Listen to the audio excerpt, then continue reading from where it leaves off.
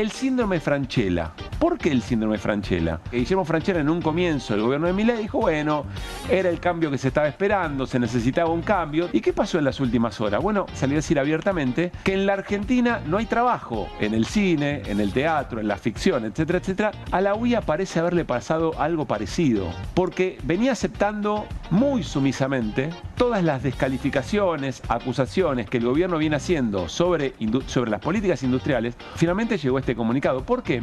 Lo que cuenta es que hubo una reunión de las federaciones industriales, sobre todo las provincias del norte, y que frente a esa reunión la UIA tenía que salir a declarar o a protestar por estas situaciones. Él fue viceministro durante el gobierno de Mauricio Macri. La familia de la que viene Juan Máiquez es la típica familia judicial. Carlos Máiquez es el padre, el gran padre de familia, que además el cargo que tiene ahora no es un cargo para el que concursó. Puesto a dedo por Macri. Durante el macrismo se vio muy claramente, o sea, la persecución además a los exfuncionarios del gobierno de Cristina y de Cristina misma nace ahí, explota ahí. Reconocemos los avances logrados por el gobierno nacional en materia de equilibrio fiscal y la decisión de encarar reformas estructurales largamente postergadas. Lo que está diciendo la UIA, dice, todas las cosas que el gobierno logró ordenar nos encantan, estamos muy a favor. Pero claro, el modo en que el gobierno hizo eso es lo que genera la crisis de todas las federaciones industriales que le fueron a decir, che, digan algo porque nos estamos muriendo. Pero sin embargo la UIA dice, nos encanta lo que está haciendo el gobierno, bancamos, nos encanta la general, pero el problema es la general.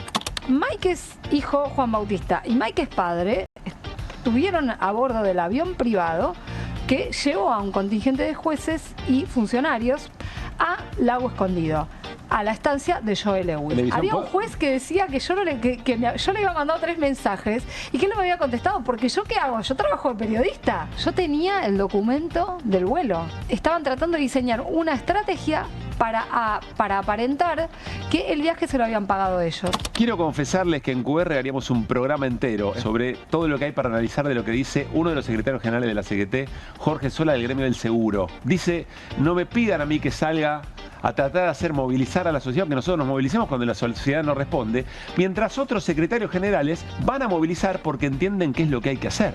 Están pensando en las bases de la representación gremial y en la calle del futuro, de lo que viene. El rol de los dirigentes no es esperar una correlación de fuerza, es formar una correlación de fuerza. Aunque no lo logre, el primer paro general a la dictadura cívico-militar se hizo en abril de 1979. ¿Qué hubiera dicho Jorge Sola en ese momento? Y no hay condiciones. Bueno, hubieron otros dirigentes que dijeron otra cosa. Fue la primera huelga general del movimiento obrero organizado contra la dictadura y significó un hito mundial de resistencia. Eran otros tiempos, ¿no?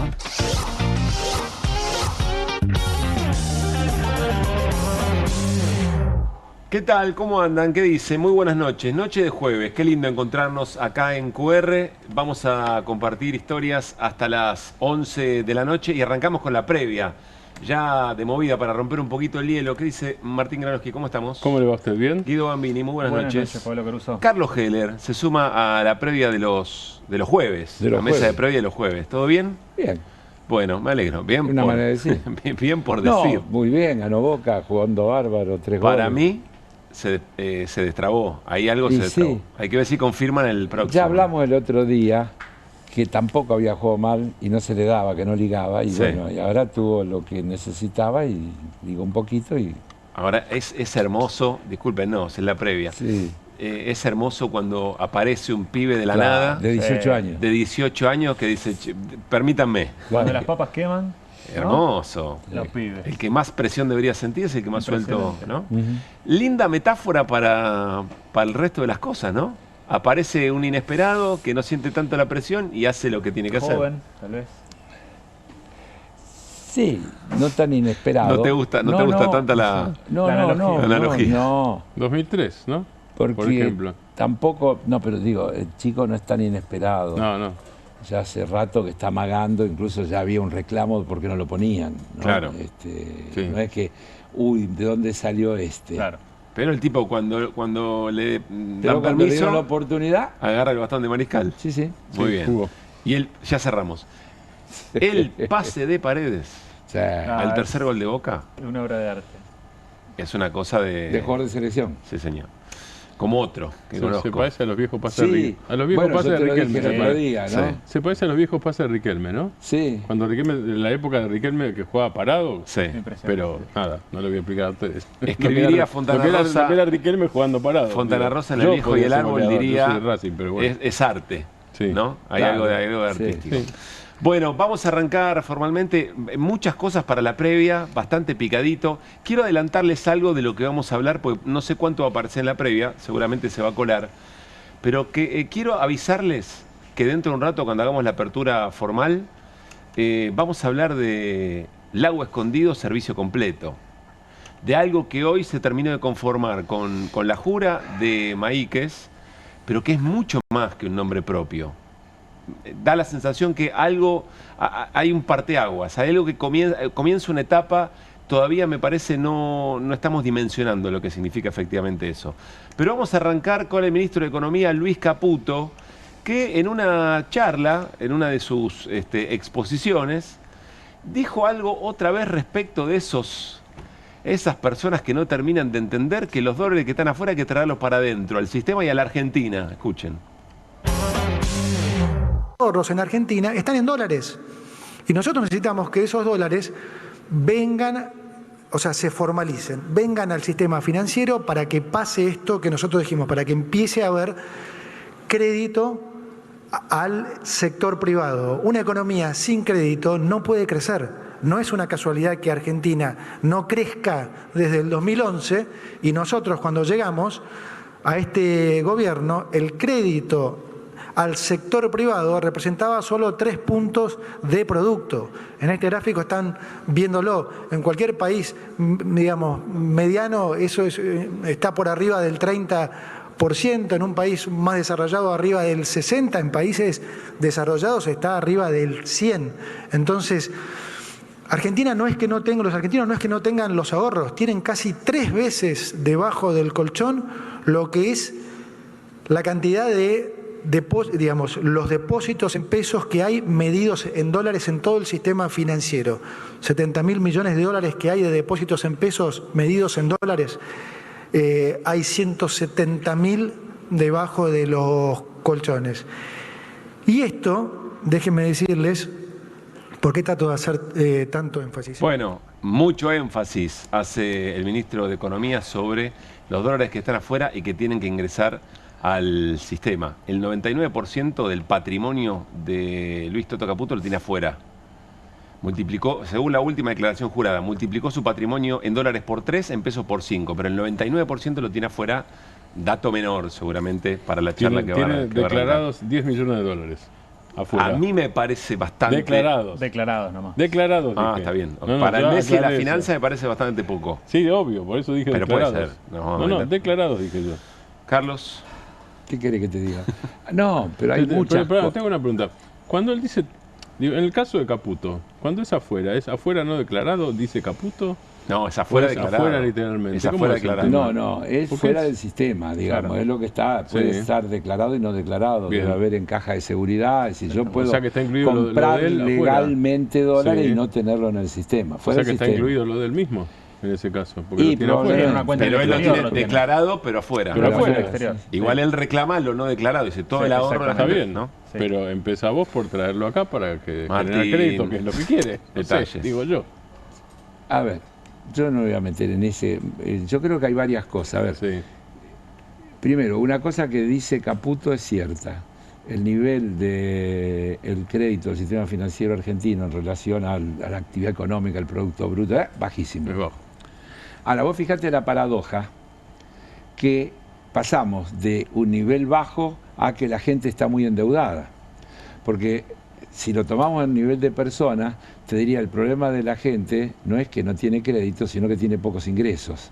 Porque si tuviera más ingresos, que tome crédito estaría bien, porque el crédito es una forma de ahorro anticipado. Es decir, yo en vez de ahorrar todos los meses para comprarme el televisor, saco un crédito, me compro el televisor y voy devolviendo todos los meses. Sí. Ahora, cuando termino teniendo que usar el crédito para comprar comida y entonces no me alcanza y crece lo que tengo de cuota de crédito en relación a mis ingresos, ingresos, donde además mis ingresos se me achicaron por lo que me subieron otros costos fijos, los servicios, etcétera, etcétera, lo que me va quedando disponible para vivir se me hace cada vez más chico, termina generando este fenómeno de la morosidad bancaria. Con el crédito industrial o empresario pasa lo mismo, Las empresas necesitan crédito para comprar una máquina para ampliar la producción, pero si vos tenés el 50% de las máquinas instaladas produciendo y el otro 50% parado, no es un problema de falta de inversión para el desarrollo de la actividad, sino que no hay actividad. Entonces está mal, está mal planteado, no es cierto lo que está diciendo. Es decir, es cierto el dato, pero está mal, a mi juicio, la interpretación. O sea, es cierto el diagnóstico. Sí, no, el diagnóstico no, la interpretación del dato. La interpretación del dato. El dato está bien, está mal la interpretación. Claro. Pero lo que él reclama casi desesperadamente, el gobierno apuesta. Explíqueme por qué el gobierno apuesta a que traiga a la gente los dólares de colchón. Porque tiene un reclamo del fondo, necesita dólares para que crezcan las reservas, etcétera, etcétera, etcétera. Pero te voy a dar un dato, Guido lo debe tener también. ¿Sabes cuántos dólares compraron las personas durante 2025 legales? ¿Cuántos dólares compraron para ahorro, digamos, sin fines determinados? Excluyo las compras de dólares para pagar una importación, etcétera. Compra de dólares sin fines determinados, sin fines específicos. Dame un número. 20.000 millones. 35.000 millones. ¿Sabés qué es 35.000 millones? El equivalente a todo lo que la Argentina exportó de oleaginosas y trigo sumado, creo que da eso. ¿Cuál es el principal complejo exportador argentino? El principal complejo exportador argentino. Es decir, que todo lo que se exportó, lo que puso el agro lo compró, compró la gente para ahorrar. Entonces tenés un problema gravísimo. ¿Por qué? Y dato importante. Bueno, sea una obviedad, explícanos por qué. ¿Por qué? ¿Por qué la Argentina necesita tener superávit de balanza comercial? Porque tiene deuda. Si la Argentina no estuviera endeudada, no tendría ningún problema. El problema de la Argentina, la gran enfermedad, es el endeudamiento, medido en términos de lo que es el producto y demás. Entonces necesita generar superávit de balanza comercial, fiscal, etcétera, porque tiene que pagar la deuda, porque además, incluso como mínimo, tiene que generar un superávit para pagar los servicios, porque si no tiene que conseguir que le den nueva deuda, incluso para pagar los intereses de la deuda que tiene generada. Y eso los de afuera miran y quieren apoyar, porque vos viste esta cosa de los bancos que apareció y demás. Sí. Si vos lees bien, todos quieren apoyar, no es una cosa que le dicen... Bancos internacionales que están mirando... Claro, dicen, pero al mismo tiempo tiene a los inversores y le dicen, guarda que esto se está poniendo pesado. Es como la UIA, esta declaración de la UIA de ayer, habría que analizarla párrafo por párrafo. Nosotros lo queremos apoyar, estamos desesperados para apoyarnos, déjennos que lo podamos apoyar, denos una. De mínima no nos puteen en cadena nacional. De mínima no nos putee, pero además la UIA al final tiene a la mayoría de los sectores que la componen diciendo, che, nos está yendo mal.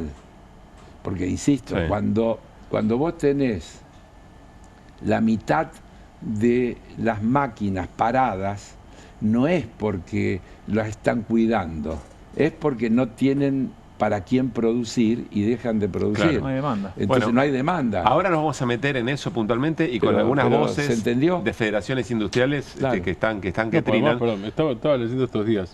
La segunda caída industrial en el mundo es la Argentina. Sí, claro. La primera es Hungría. Claro, exactamente. La segunda es la Argentina. Claro, por eso. Claro. Tal cual. 8 puntos de caída industrial. Listo. Y además interesante en la comparativa regional, porque por ahí en otras regiones te afectan otras cosas. Claro. Perdón, ¿es el modelo que plantea el presidente? Sí, lo dijo abiertamente. Lo dijo clarito. Bueno, pero es caída. Bueno, pero caída uno suena a... Pues sí, que no es una caída, que no es una caída accidental. No le está yendo bien. Claro, no es una caída accidental. No es que se tropezó. Es el proyecto, eso es lo que yo digo. Claro, es el proyecto. Te tiro por la escalera. El presidente volvió a ratificar, se lo dije ayer en la radio y lo repito.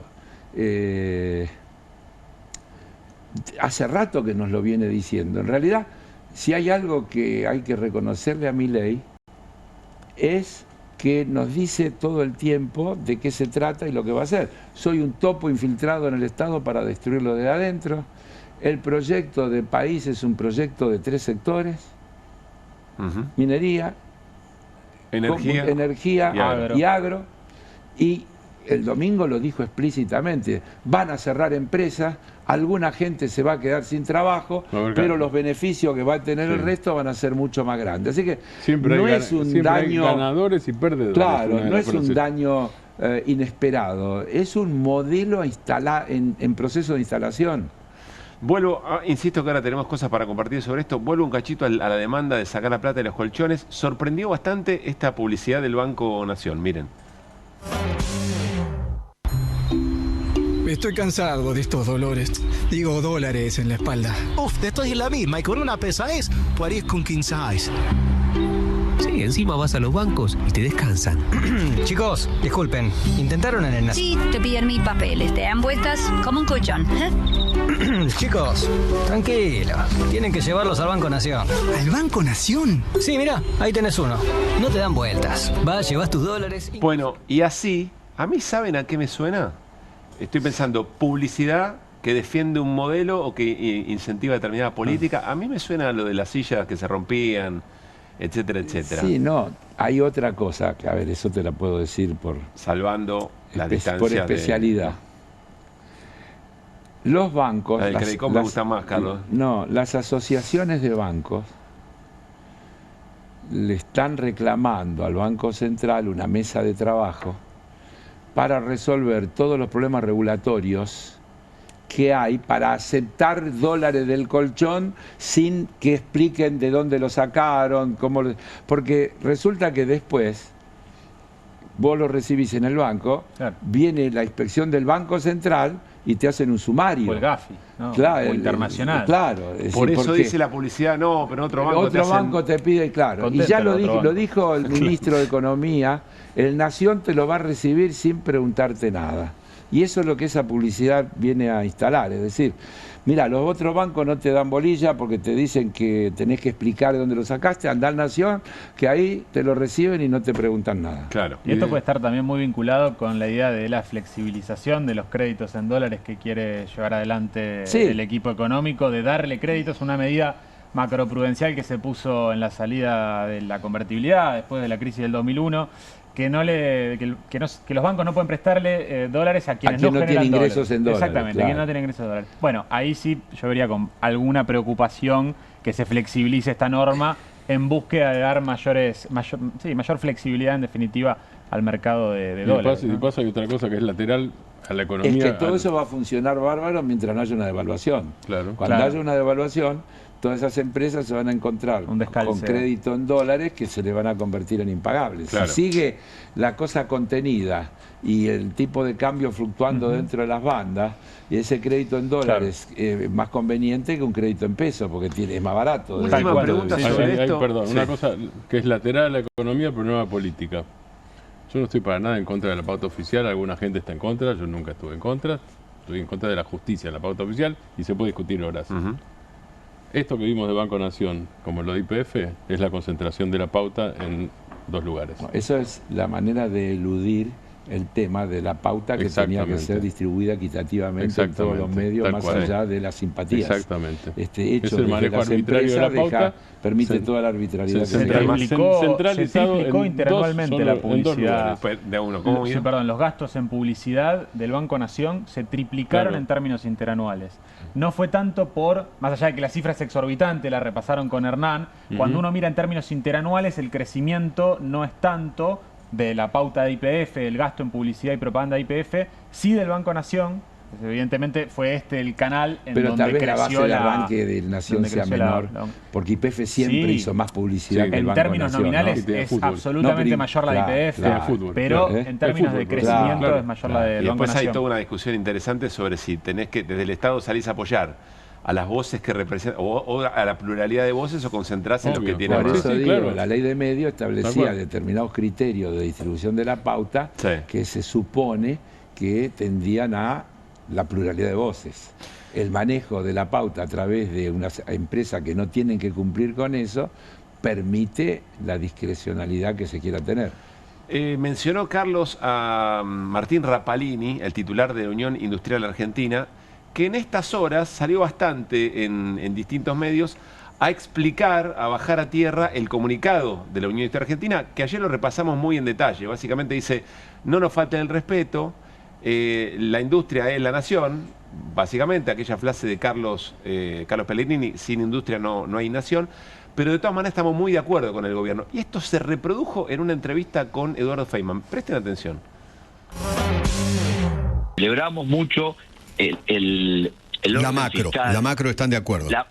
La macro y también las reformas estructurales que está planteando el gobierno. Fuimos realmente impulsores de la reforma laboral, también de la reforma impositiva. Pero nosotros queremos un país normal. Dígame cuál es el pero. No, el pero no es pero, tenemos que pasar esta transición que es muy dura, acompañando a los sectores y teniendo en cuenta que casi toda la industria quiere ser parte de esta nueva etapa.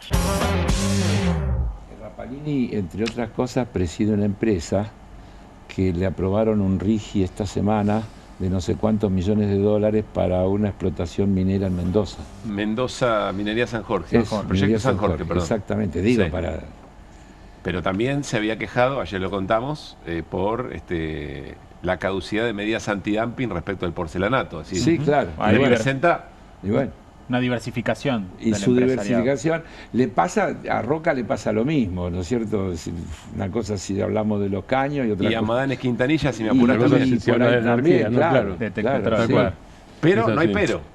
Es muy interesante porque Feynman, está bien, ¿cuál es el pero? No hay pero. Además, Rapalini ¿están de acuerdo con el modelo? Claro, Rapalini viene diciendo antes nos decían héroes y ahora no. Eso es lo que dice Rapalini en los últimos días. Ahora, la política no cambió y Rapalini volvió a ponerlo en héroes el domingo el presidente. Pero Rapalini no critica además la política económica. No, sí, está diciendo lo que está pidiendo es que lo llamen héroes. Pero no critica la política económica. Que no los insulte. A ver, bien, Rapalini debe tener un problemita porque el vínculo o lo que representa en la UIA Paolo Roca es muy grande. Sí, y entonces, no decir, trátenos bien y qué sé yo cuánto, diciéndole lo que le dice el presidente a Paolo Roca, ahora, yo me imagino, Chatarrín medio insoportable. Me imagino que lo que dice Roca le pesa mucho, pero también le pesa lo que dicen otros sectores que tiene que representar. Sí. Miren lo que decía el titular de la Federación Industrial de la UIA, digamos, de la Unión Industrial Argentina, el representante de Tucumán. Escuchen con atención.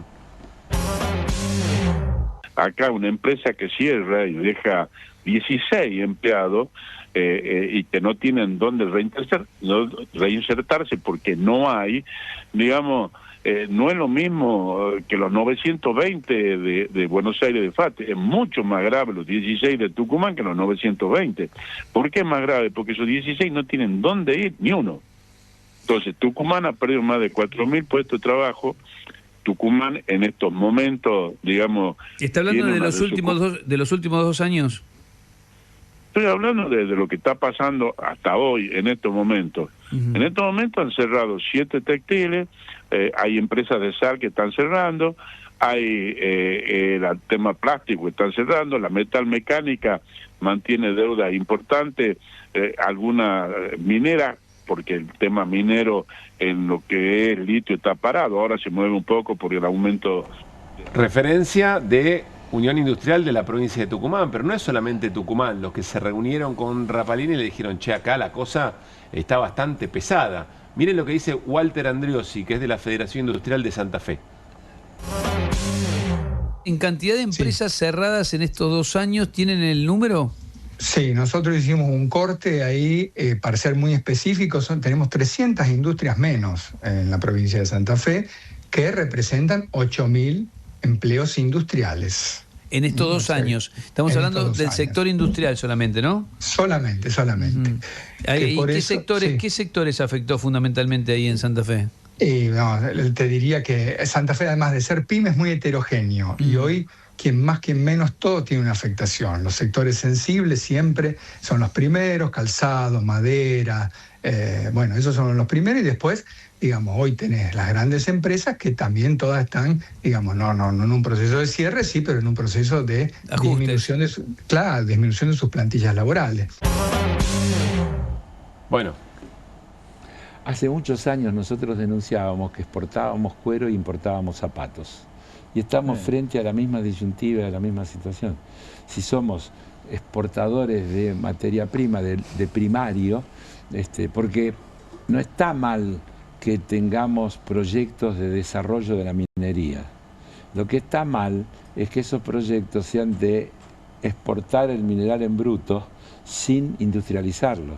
Si acá pusiéramos fábricas de batería de litio y fabricáramos baterías para los nuevos tipos de automotores que se están fabricando en el mundo, no estaría mal. Sería una manera de generar divisa, puesto de trabajo, claro, etcétera. Pero Estados Unidos saldría del grupo, digamos, claro, ¿no? Bueno, pero si vos lo que haces es exportar barro, porque ni siquiera lo limpian, mandan el barro y después lo hacen fue claro. El carbonato de litio. Sí, el carbonato de litio. Estamos en un problema, que es esa primarización, y entonces eso no genera puestos de trabajo. Ni en Tucumán, ni en Buenos Aires. Es discutir si es más grave los 16 de Tucumán que los 920 de FATE me parece secundario completamente, porque a ambos en realidad lo que les queda es ir a trabajar al millón de puestos de trabajo en las minas que se van a crear en la cordillera, según dijo el presidente en su discurso. Porque otros puestos de trabajo no parece que estén por crearse. Es como el 17.000% de inflación, claro, más o menos. Y además, todos los porque es devastador lo que está pasando con el comercio minorista también. Porque hablamos de la industria, pero puestos de trabajo, también todo lo que está pasando con el comercio minorista que está cerrando, va quedando gente a 2, de a 3, de a 5, que van quedando sin laburo y no sé qué perspectiva tienen. Claro. Sí, los únicos que se reconvierten son vendiendo productos importados, que le pega también de lleno a la producción nacional. Sí, pero esos productos importados en general se venden de otra manera, ¿no? En general. Sí, es verdad. En general. Sí. Es decir, no necesitan comercio minorista ni comercio de barrio. No, es más el canal de internet, más venta online. Más venta online. Cualquier barrio que recorras en cualquier ciudad la cantidad de carteles de se alquila que hay es pavoroso. Es impresionante. Es pavoroso. Hoy veía en la peatonal, 4 por cuadra. En la peatonal de Lanús había 8.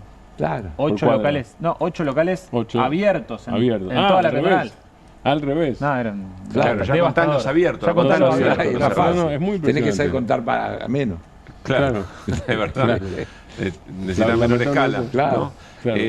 Vamos a repasar, vinculado con esto, nosotros lo llamamos los temap del día. Ustedes se acuerdan, Santiago Caputo había instalado la idea de él todo marcha de acuerdo al plan en sus posteos en redes.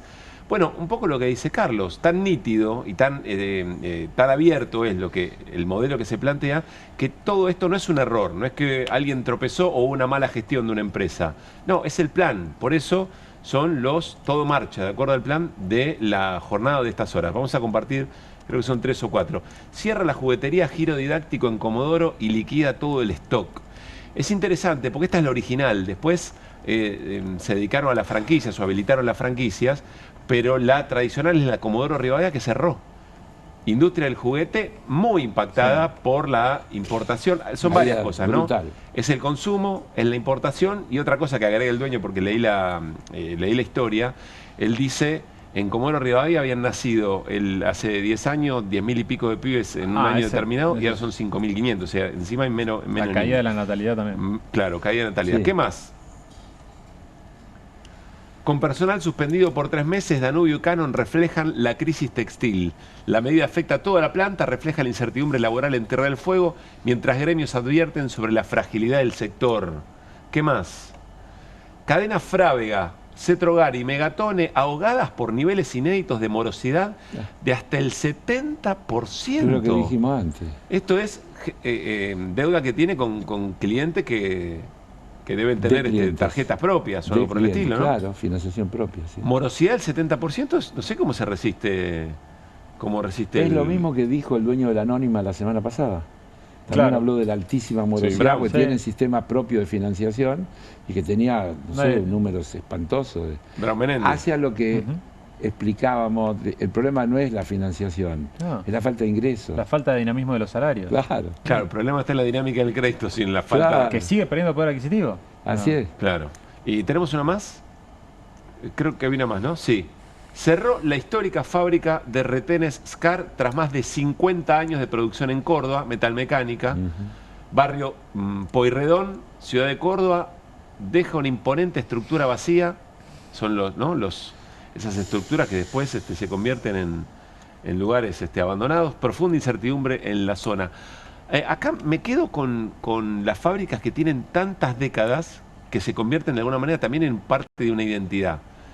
Y esa identidad que va cerrando también es un claro ejemplo de algo que está quebrándose, o un modelo que está yendo para otro lado, un país que va para otro lado, ¿no? Y quiero que presten atención a esto. Claro, tensión en las fábricas por despidos, los trabajadores y los sindicatos que protestan, que toman la fábrica o eventualmente se judicializan las situaciones. Miren lo que pasó en provincia de Buenos Aires con una fábrica y delegados queriendo entrar a una fábrica, y miren que aparece en el medio tratando de que no ingresen los trabajadores. Esa que está ahí, casi jugando al poliladron, ¿se acuerdan cuando jugamos, no? El patrón de la vereda. Esa es Florencia Arieto. Senadora provincial. Podrán conocerla de momentos anteriores como 678, del Frente Renovador, del PRO. Bueno, ahora es senadora provincial de la Libertad Avanza. Empezó como jefa de seguridad independiente. Jefa de seguridad independiente. Con Cantero, sí. O sea, ahí apareció. De películas como, ¿no? Podrán conocer el intérprete. Bueno, miren esa escena. Lustramax es la empresa. Ahora, ¿en qué rol está? ¿Estará de abogada de Lustramax? Es muy interesante lo que pregunta acá. ¿En qué rol está Florencia Arieto? Hay una nota muy extensa del año pasado de Data Clave, pero más reciente, miren esto de la política online, donde explica cuál es el rol de Florencia Arieto. ¿Qué está haciendo Florencia Arieto acá? La política online reveló que Arieto encabeza un emprendimiento que factura a las grandes empresas, se llama Alconar la empresa, por llevar al fuero penal a los trabajadores que tomen fábricas, al tiempo que utiliza sus contactos con Patricia Bullrich para solicitar el envío de gendarmes para defenderse de la actividad sindical. El negocio de la senadora dispone de servicio de community manager, servicios jurídicos y además apoyo logístico y represivo a la gendarmería. Además de todo esto, garantiza Arieto que se haga, que se conozca, que se le dé difusión. Por este tipo de situaciones se viraliza. Bastante completo el servicio, ¿eh? Es muy completo el servicio, es como el servicio completo del Lago Escondido, vamos a hablar ahora en un rato. No sé cómo se lleva con el hecho de que sea senadora provincial, por otra parte. No siempre le sale bien, porque a veces en la justicia se falla a favor de los trabajadores, pero es un servicio que le brinda a la empresa. Claro. Que incluye escándalos para que se masifique lo que está pasando. Cómo se lleva. Si eso se prueba judicialmente, es incompatible. Claro. Y lo hace porque puede también, pienso yo, ¿no? Pero es incompatible. No, por supuesto. Pero por eso lo dijo bien Martín. Si eso se prueba en la justicia, es incompatible. O sea, es incompatible. Puede demorar 15 años en probarse en la justicia. Es incompatible. Y a esa altura ya no sea ni senadora ni nada. ¿Cómo llega la gente? Si es cierto, es incompatible. ¿Cómo llega? Si es cierto, es terrible. No, es incompatible. ¿Cómo llega la gendarmería? No, es terrible e incompatible. Es las dos cosas. ¿Cómo llega la gendarmería? Si es que no lo pide eventualmente un proceso judicial, ¿cómo llega la gendarmería? ¿Porque Arieto lo pide? ¿Y eso es parte del servicio que le vende a través de la empresa Alconar? Hay que tener en cuenta con Arieto. Nunca había una cosa igual. Arieto fue una encarnizada y eufórica e insistente legisladora siempre por el tema de lo que ella llamaba los bloqueos, los boicots y todo eso, que en realidad esconde pero una también actitud, en algún momento fue muy crítica de Patricia Bullrich, ¿te acordás? Que la denunciaba defendía a Néstor y a Cristina en 678 pero después de eso, no hace tanto, estaba enfrentada con Patricia Bullrich. Y Arieto llegó a estar en la Correpi en algún momento incluso. ¿En la Correpi? Sí, Arieto llegó a estar en la Correpi, tal cual, hace muchos años. Es amplio. Pero bueno, camaleónico. Pero eso ahora, va girando hacia el mismo lugar, ojo, no es... Claro. No hay oscilación, No hay oscilación, tengamos en cuenta eso. Sí, es unidireccional. Es siempre unidireccional y cada vez más antisindical. Bueno, es muy fuerte. Ahora, el repaso de la destrucción, ¿no?, del tejido productivo parece que ya no... Sí. Vos dijiste lo del barrio, yo me fijé, yo no conocía este barrio, me fijé mientras hablabas el barrio Pueyrredón de Córdoba, que vos dijiste es una identidad. Dice, conocido como barrio inglés, vecindario tradicional residencial de la zona este de Córdoba capital, destacado por fuerte identidad ferroviaria y comunidad armenia. Es decir, efectivamente, como pasó con zonas de Avellaneda en la dictadura, con la matanza, destruís un mundo con eso. Cuando vos destruís una fábrica, destruís un mundo. Un sistema de relaciones. Y este entorno donde estamos nosotros. De todo. La cantidad de galpones cerrados. Acá dicen barracas. Barracas, claro. Tal cual. Lo mismo. Es eso. No tenés que ir muy lejos. Mañana, creo que mañana vamos a charlar con el intendente de la ciudad de Córdoba, y vamos a hablar, por supuesto, de esto. Genera mucha preocupación. Bueno, mi amigo, te sigo. ¿Qué más tenemos? Qué linda está la previa hoy, previa de jueves. Vamos a aprovecharlo a Carlos. Todavía ni nos metimos, insisto, el lago escondido, servicio completo. Ahora nos vamos a meter en eso. Vamos a aprovechar a Carlos y la experiencia como dirigente del fútbol. Miren el comunicado de River hoy. Comunicado oficial, ante la información que ha trascendido en las últimas horas, el Club Atlético River Plate desea dejar en claro ante sus socios, socias, hinchas y ante toda la comunidad del deporte su vínculo con la AFA. Básicamente dice que hay que, habla de un club de un torneo de 20 equipos, o sea, lo critica por el modelo del fútbol, pero más abajo, es muy extenso el comunicado, dice que en realidad siempre defiende un modo de funcionamiento del comité ejecutivo, que tiene que tener distintas reglas, cierta burocracia institucional, etcétera, etcétera, que eso no está ocurriendo, y vamos al último párrafo, que eso no está ocurriendo en la AFA, y dice, por este motivo, y hasta tanto no se corrijan los mecanismos antes mencionados, el club ha decidido no participar de las reuniones del Comité Ejecutivo de la Asociación del Fútbol Argentino. Esto se mete de lleno en la semana del paro, en la operación, porque no se puede describir de otra manera, aunque haya cosas para aclarar desde la AFA, el modo en que se ha instalado el tema y desde dónde se ha instalado el tema, claramente habla de una operación, de una cosa coordinada sobre las autoridades del fútbol argentino. ¿Qué ves acá, Carlos? ¿Cómo lees esto con tu experiencia?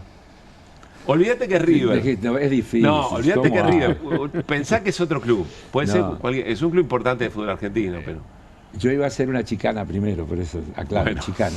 Tal vez es una manera de poder echarle la culpa de las futuras derrotas a la AFA, que lo trata mal con los arbitrajes. Se te sale el hincha. El hincha se antepone al analista político. ¿Qué querés que te haga? Lo aclaré y sí. Está bien. No es que se antepone. También puede ser que le cobre un penal a la mitad de la cancha. Sigo en la misma línea. Sí. Creo haber escuchado que el presidente actual de River tiene declaraciones de alineamiento libertario.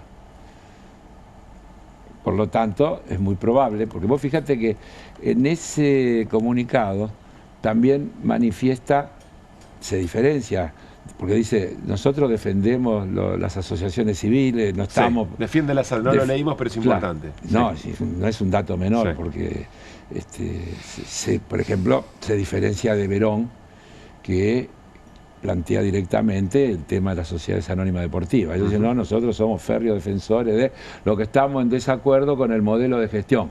Sí. Es decir, queremos que cambie la conducción de la AFA, traducido de otra manera.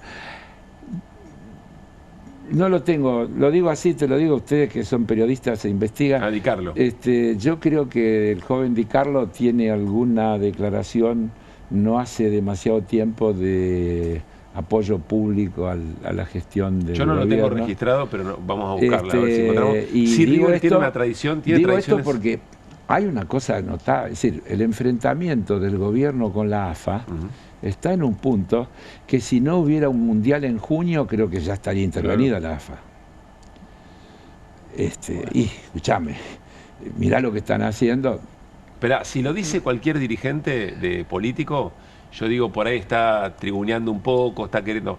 Que lo digas vos, con la experiencia que tenés y como sabés leer la política y el fútbol... El fútbol tiene ciertos códigos propios que, por ejemplo, si una asociación nacional está...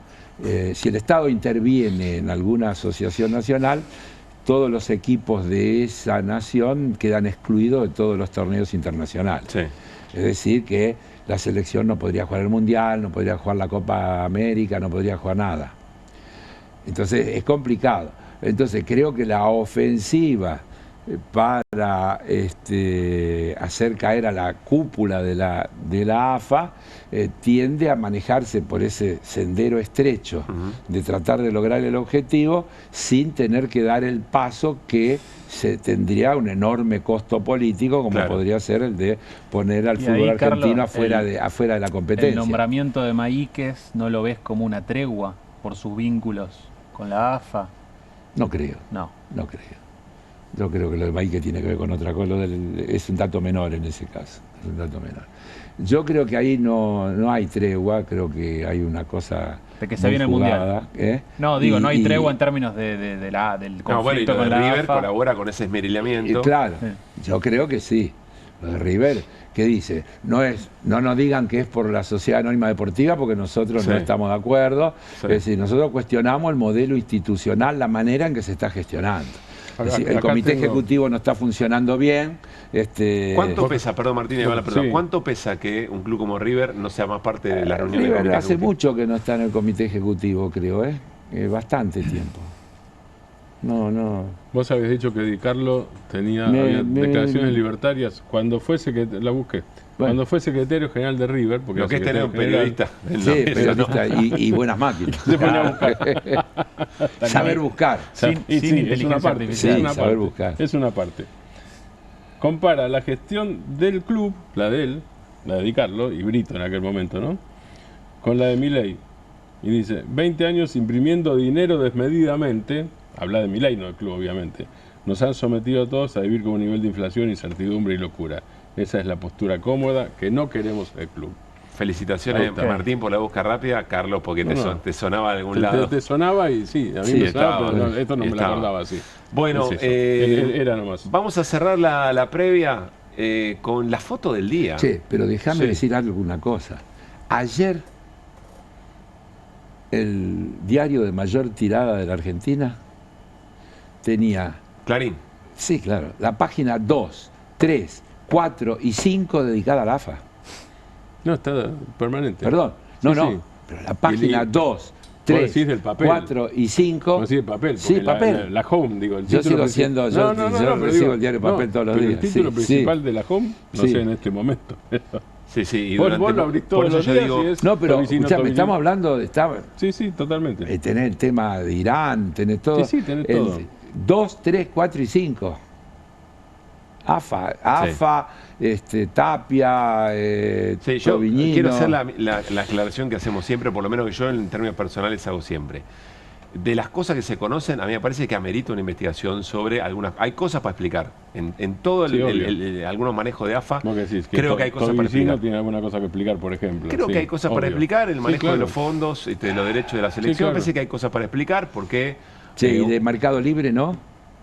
Esperá, sí, pero ¿por qué me porque... Pero una cosa no quita la otra. Ahora, el hecho de que una enorme cantidad de otras agendas, creo yo, bastante más importantes que están ocurriendo en este momento, y que hace por lo menos 3 meses o 4 meses que ciertos portales, algunos medios, están 1, 2, 3, 4 en orden de importancia, claramente estamos frente a una operación política, mediática y judicial. Lo que no exime de que haya una investigación sobre qué está pasando en algunas cosas. Para mí lo que vamos a ver ahora... Pero esto es como lo que hablamos antes de los dólares.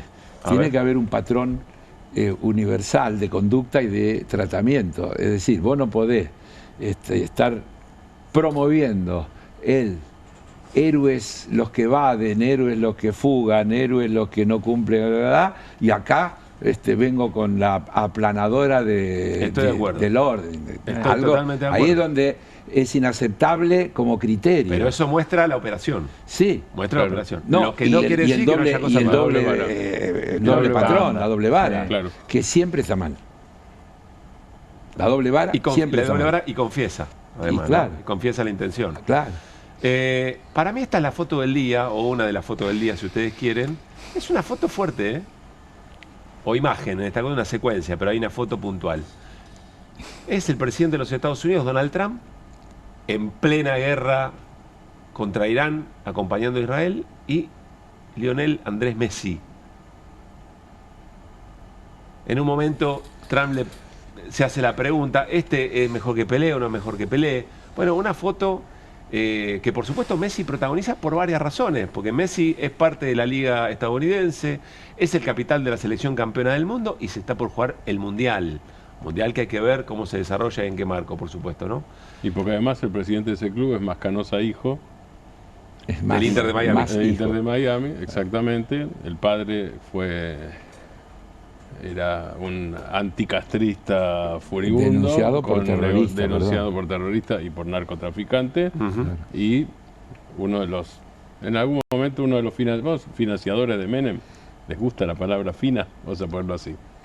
Bueno, bien. Además eso.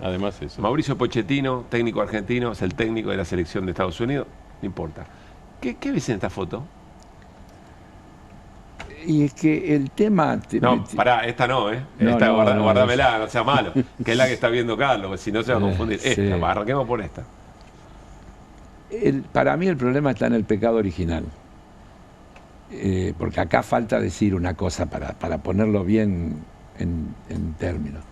Esto que están haciendo sucede todos los años, en el que el equipo que gana la liga es recibido por el presidente de la nación. Por eso la pelota es rosa, la que tiene Messi entre manos, los colores del Inter de Miami. Claro. No, porque es eso, porque es una digamos, casi diría un acto protocolar. Entonces, el problema está en el origen, es que Messi juegue en el Inter de Miami, porque después casi el resto son obligadas, o lo tendría que llevar a asumir una postura muy contestataria de negarse a ir a cumplir con una ceremonia protocolar. A mí me produce la misma sensación que a vos, te quiero aclarar, pero trato de ser lo más cuidadoso y prolijo que puedo. Para mí el pecado es que haya elegido el Inter de Miami cuando eligió el Inter de Miami. Porque si elegís ir a jugar al Inter de Miami es porque previamente aceptaste todas las reglas que implica jugar en el Inter de Miami. ¿Vieron cuando se habla de, alguien puede aportar una idea que nos saque por arriba del laberinto? ¿Qué tal? Carlos Heller. Muy buenas noches. Después está esta foto también, ¿no? Esta es una foto de tiempo atrás con Cristina Fernández de Kirchner en la presidencia, Alejandro Sabella, técnico de la selección argentina, y Lionel Messi. Esto debe haber sido en la vuelta del Mundial del 2014. Subcampeonato. Claro. El subcampeonato. O antes de irse, puede ser antes de irse también. En el regreso. ¿El regreso es? De Micheli. A mí me alegra mucho verlo a Pipita Higuaín, jugador para mí, gran delantero, muy maltratado. A quien yo he tenido en brazos. ¿Lo tuviste en brazos? Ajá. Por tu amistad con Higuaín padre. Porque tuve una reunión con el padre cuando volvió de Francia y tenía la opción de ir a River o venir a Boca, y estuvimos todo un día en mi casa discutiendo, y River le ponía más plata y estaba él con Nancy, que falleció no hace mucho, su compañera, y el Pipita, que era un bebé. Por eso digo, se lo digo al Pipita cuando lo veo, siempre le digo que lo tuve en brazos. Gente ofendida por los comentarios sobre River anteriores, dicen, bueno, eligió el grande. Eligió el grande. El que le pagó más. El que le pagó más. Igual yo sigo siendo amigo del Pipa, tenemos una relación muy fuerte. Es tan fuerte la relación que alguna vez terminamos en una reunión Pasarela, él y yo, porque él Pasarela lo acusó al Pipa de haber ido para atrás en un partido que le ganamos 3-0, creo, por su amistad conmigo. Y terminamos en una reunión los tres, donde aclaramos todo bien y quedó todo... Tremenda historia, ¿no? Para hacer doble clic. Gran historia. Bueno, ¿qué quiere que le diga? Carlos, gracias. Gracias como siempre por la invitación. Bueno, nos vamos a ir a la apertura formal del programa. Ustedes dirán, pero arrancaron a las 9 y todavía no arrancaron el programa. Tienen otras lógicas, disfrutamos mucho de este rato, muy descontracturado, para mucha información, que si no, de tenernos tanto tiempo, nos alcanzarían las 2 horas que dura el programa, francamente. Bueno, vamos a arrancar con yo creo que es la imagen del día, más allá de lo de Messi y lo de Trump.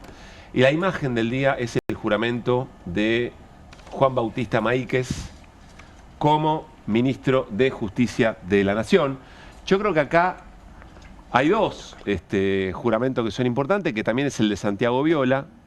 1-2 del Ministerio de Justicia, decisión del gobierno de Javier Milei. ¿Por qué decimos servicio lago escondido y servicio completo? Porque lo que hoy ocurrió y lo que está pasando con esta decisión no tiene tanto que ver con los nombres propios, con Juan Bautista Maíquez específicamente, ni con Santiago Viola específicamente, tiene que ver con lo que representan. Y lo que representan es todo un entramado de relaciones, de vínculos, que van desde Tobillino hasta el propio Viola, Servini de Cubría, el juez Borinsky. Hoy se preguntaba a Carlos Pañi en una nota muy interesante del diario La Nación que casi que muestra toda esta trama. ¿Será candidato a juez de la Corte el juez Borinsky? Bueno, veremos. Acá hay algo que está ocurriendo y que me parece no estamos dimensionando lo que efectivamente significa. ¿Por qué? Porque toda esta trama, insisto, que es una trama de nombres propios que conforman un sistema. Muy colectivista el asunto, ¿no? Y es una trama de nombres propios que garantiza cierta influencia en el modo de funcionar del Poder Judicial. Por lo menos la potencialidad. Es decir, lo que ya ha ocurrido, los roles que ya han tenido en algún tiempo y lo que puede llegar a ocurrir en este contexto. ¿Por qué es importante el contexto? Porque todavía hay que nombrar 2 jueces de la Corte para completar los 5, porque hay más de 200 cargos de jueces que tienen que ser nombrados, porque hay un procurador general, el jefe de todos los fiscales, digamos, que es interino, que es Casal, y porque el gobierno parece haber acumulado cierta correlación de fuerza en el Senado que le permitiría avanzar en ese sentido. ¿Y con quién estaría dispuesto a hacerlo? ¿Con quién lo va a negociar? Con todo lo que este esquema que representa a Juan Bautista Maíquez y toda esa familia judicial, casta pura, le podría garantizar. Y eso implica una influencia en el Poder Judicial en tiempos en que la política se dirime, muy buena parte de la política se dirime en el Poder Judicial. Lo que suele llamarse la judicialización de la política, que inclina la cancha de una manera a veces irreversible en causas muy sensibles para el poder real, para algunos gobiernos, porque sabe dejar fuera de cancha algunos nombres propios muy importantes en la historia política de la Argentina. En algún momento se le denominaba lawfare a esto. Yo no quiero decir lawfare porque a veces me da la sensación que si decimos lawfare se ha vuelto algo muy cliché, o se ha vuelto un lugar común y está muy vinculado a la defensa de un sector de la política argentina que sufrió, yo estoy convencido de eso, que sufrió el manejo de un poder judicial que se metió directamente a condicionar la vida democrática en la Argentina. La mayor expresión de esto, a mi modesto modo de ver, tiene que ver con el encarcelamiento de Cristina Fernández de Kirchner. No porque Cristina Fernández de Kirchner no merezca ser investigada, juzgada, si es que efectivamente hay elementos para hacerlo. Porque constitucionalistas de todo pelaje no se han cansado de decir que los derechos y garantías de Cristina Fernández de Kirchner en el proceso que la llevó a la prisión no fueron respetados. Y que no hubo una valoración de la prueba como correspondía. No nos vamos a meter ahora en ese sentido. Lo que quiero decir es la judicialización de la política en la Argentina y en muy buena parte de la región condicionó la vida democrática o viene condicionando la vida democrática de una manera escandalosa.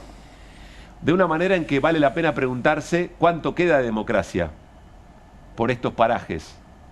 Lo que acaba de hacer el gobierno de Javier Milei, leyendo muy bien el contexto, sacándose de encima a un Cuño Libarona que no juega este partido o no lo entiende de la manera que hay que entenderlo, es efectivamente haber comprado de alguna manera una capacidad de incidencia sobre la judicialización de la política muy eficaz. Es muy interesante la nota de Carlos Pañi. No sé si tenemos el título, no viene al caso, la nota de Carlos Pañi de hoy en el diario La Nación, porque Carlos Pañi, ahí está la nota, los pasadizos secretos detrás del recambio de justicia.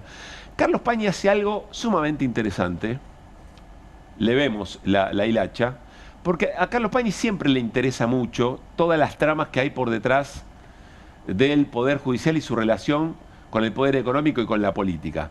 Pero es muy selectiva las cosas que efectivamente cuenta. Él da cuenta en esta nota, les recomiendo leerla, da cuenta de toda la trama de alcance, dice Pañi, de los 360 grados que giran los vínculos de Juan Bautista Maíquez, diciendo tiene vinculación con Tobillino y Tapia respecto del caso AFA. De hecho, lo que sostiene es que habría Maíquez logrado que Tobillino le dijera al gobierno quién es el responsable de los audios de Españolo. Lo menciona Franco Bindi, pareja de Marcela Pagano. Pero a partir de eso recorre todo el espinel de vínculos de Juan Bautista Maíquez y de Viola, de Santiago Viola, a través de la causa AFA y de algunas causas que efectivamente tuvo Viola, muy importantes, entre ellas haber plantado testigos falsos para generar una idea de que Casanelo tenía vínculos con Cristina Fernández de Kirchner cuando era presidenta y que se estaba metiendo en una causa llamada la ruta del dinero K. Hablaba de doble vara recién Carlos Heller. Se armó un escándalo sobre este tema, después resulta que eso no había ocurrido y eran falsos los testigos. Después terminaron corriéndolo de responsabilidad al propio Viola por injerencia de un montón de contactos que le proveyó Maíquez. Pero recuerdan ustedes que a Cristina Fernández de Kirchner la juzga todo un tribunal que jugaba la pelota con Macri, que lo iba a visitar Olivos, que jugaba al pádel, etcétera, etcétera. Sobre eso casi no se dijo nada. Por eso lo de la doble vara. Porque es un esquema y es un aparato de injerencia en el Poder Judicial que no patea para los mismos lugares siempre. Aunque habría que preguntarse por qué el gobierno de Alberto Fernández no logró ocupar determinados lugares del Poder Judicial, porque los lugares se ocupan, porque la pragmática del poder también tiene estas cosas. Ahora, lo interesante es que Carlos Pañi no hace este recorrido de toda la trama contradictoria en términos políticos de Juan Bautista Maíquez, lo hace a través del caso AFA, pero no a través del caso que lo pinta de cuerpo entero a Juan Bautista Maíquez, que es el caso Lago Escondido. Miren, la causa Lago Escondido, hablada y explicada con profundidad, de manera exhaustiva, no la van a encontrar en casi ningún medio de comunicación. Son muy pocos los colegas que se han dedicado de punta a punta a sostener este tema. Yo voy a nombrar a 3. Estoy siendo injusto con otros colegas. Pero hablo de Ari Lijalad, que trabaja en el Destape. Hablo de Reinaldo 7K en Radio Con Voz, que permanentemente, cuando esto no está en cartel, todo el tiempo decía, che, pero ¿cómo podemos hablar de Poder Judicial sin hablar de lo que significó Lago Escondido? E Irina Hauser, nuestra compañera, a quien en los chats de los huemules que integraba Carlos Maíquez, padre de Juan Bautista Maíquez, y el propio Juan Bautista Maíquez, la denigraron, la insultaron porque Irina estaba ejerciendo el periodismo. Estaba consultando y preguntando qué era lo que había pasado o cuál era su versión respecto del caso Lago Escondido. ¿Qué fue Lago Escondido? Hay que insistir una y otra vez. Fue un grupo de jueces muy importantes de Comodoro Pi, de fiscales, de funcionarios, donde estaba el propio Juan Bautista Maíquez, que era fiscal general de la Ciudad de Buenos Aires, cargo del que tomó licencia ahora para asumir como ministro de Justicia. Pero también estaba Marcelo de Alessandro, también un funcionario muy importante de Justicia y Seguridad en la Ciudad de Buenos Aires. También el poder económico. Rendo, por ejemplo, del grupo Clarín, no era el único. Exespías. El grupo Clarín pagando el viaje al Lago Escondido a la estancia de Joe Lewis. Es decir, que ahí tenés, insisto, poder judicial, funcionarios y poder económico. El delito que configuraría todo eso era dádivas y se comprobó a partir de un manifiesto de un vuelo en el que fueron todos juntos de San Fernando hasta el aeropuerto de Bariloche, con imágenes mostrando cómo los funcionarios o empresarios del diario Clarín esta imagen, lo recibían en el aeropuerto. Por el modo en que se llegó a ese manifiesto, después terminó oficiando la historia del fruto del árbol envenenado. Es decir, como la muestra original o la prueba original no había recorrido los canales formales, se terminó la causa, se cerró la causa. Pero en medio de todo eso, aparecieron algunos chats de Telegram, de la mensajería Telegram, de este grupo de los huemules, con cada uno de estos involucrados, en donde estaban cometiendo otro delito, que era el delito de encubrimiento. encubrir el hecho de que efectivamente había sido el Grupo Clarín el que le bancó el viaje. Imagínense, algo de esas características algún vuelto tiene, o genera sospecha de todas las causas en las que podría involucrar al Grupo Clarín y cómo fallarían estos jueces y estos fiscales, etcétera, etcétera. No hay que explicarlo, bastante sentido común, pero parece que en la Argentina sí. Y en ese grupo aparecen 2 audios de Juan Bautista Maíquez, que seguramente habrá escuchado la audiencia de QR, pero que tenemos que mostrarlo una y otra vez, porque es increíble que con estos antecedentes esta persona sea ministra de Justicia con capacidad de ubicar una enorme cantidad de piezas en el tablero del Poder Judicial. Arranquemos con la facturita. Se estaban tratando de poner de acuerdo para generar facturas truchas que demuestren, eventualmente, si la causa prosperaba, que ellos se habían pagado todos los costos del viaje. Escuchen. Víctimas de un espionaje ilegal. Más allá de eso, y para tener guardado abajo del colchón, eventualmente, si en algún momento los jueces, sobre todo, lo necesitan para algo en el Consejo, podríamos averiguar el tema de una facturita ahí en la escondida. Yo no creo que sea necesario usarla en ningún momento, pero por la duda, para tenerlo. Hablando de los dólares en los colchones, una facturita bajo el colchón. Pienso en la propaganda del Banco Nación, cómo estará ese colchón, ¿no? Cómo tendrá la columna de sostener ese peso, eventualmente. Una facturita, hagamos una facturita, eventualmente. ¿Por qué dice eventualmente si lo llegamos a necesitar? Porque está muy confiado que efectivamente el Poder Judicial, su propia familia, la casta a la que él pertenece, los iba a salvar de la situación. Tenían un problema, que en principio la investigación estaba siendo llevada adelante en el Fuero Federal de Bariloche. Y ahí había una fiscal con la que eventualmente había que hablar. ¿Para qué? O para que cierre la causa o para que la traslade a Comodoro Pi, para que venga a casa. Y esto también lo expresaba de esta manera el actual ministro de Justicia de la Nación, Juan Bautista Maíquez, a sus amigos del Grupo Huemules, a todos esos jueces, fiscales,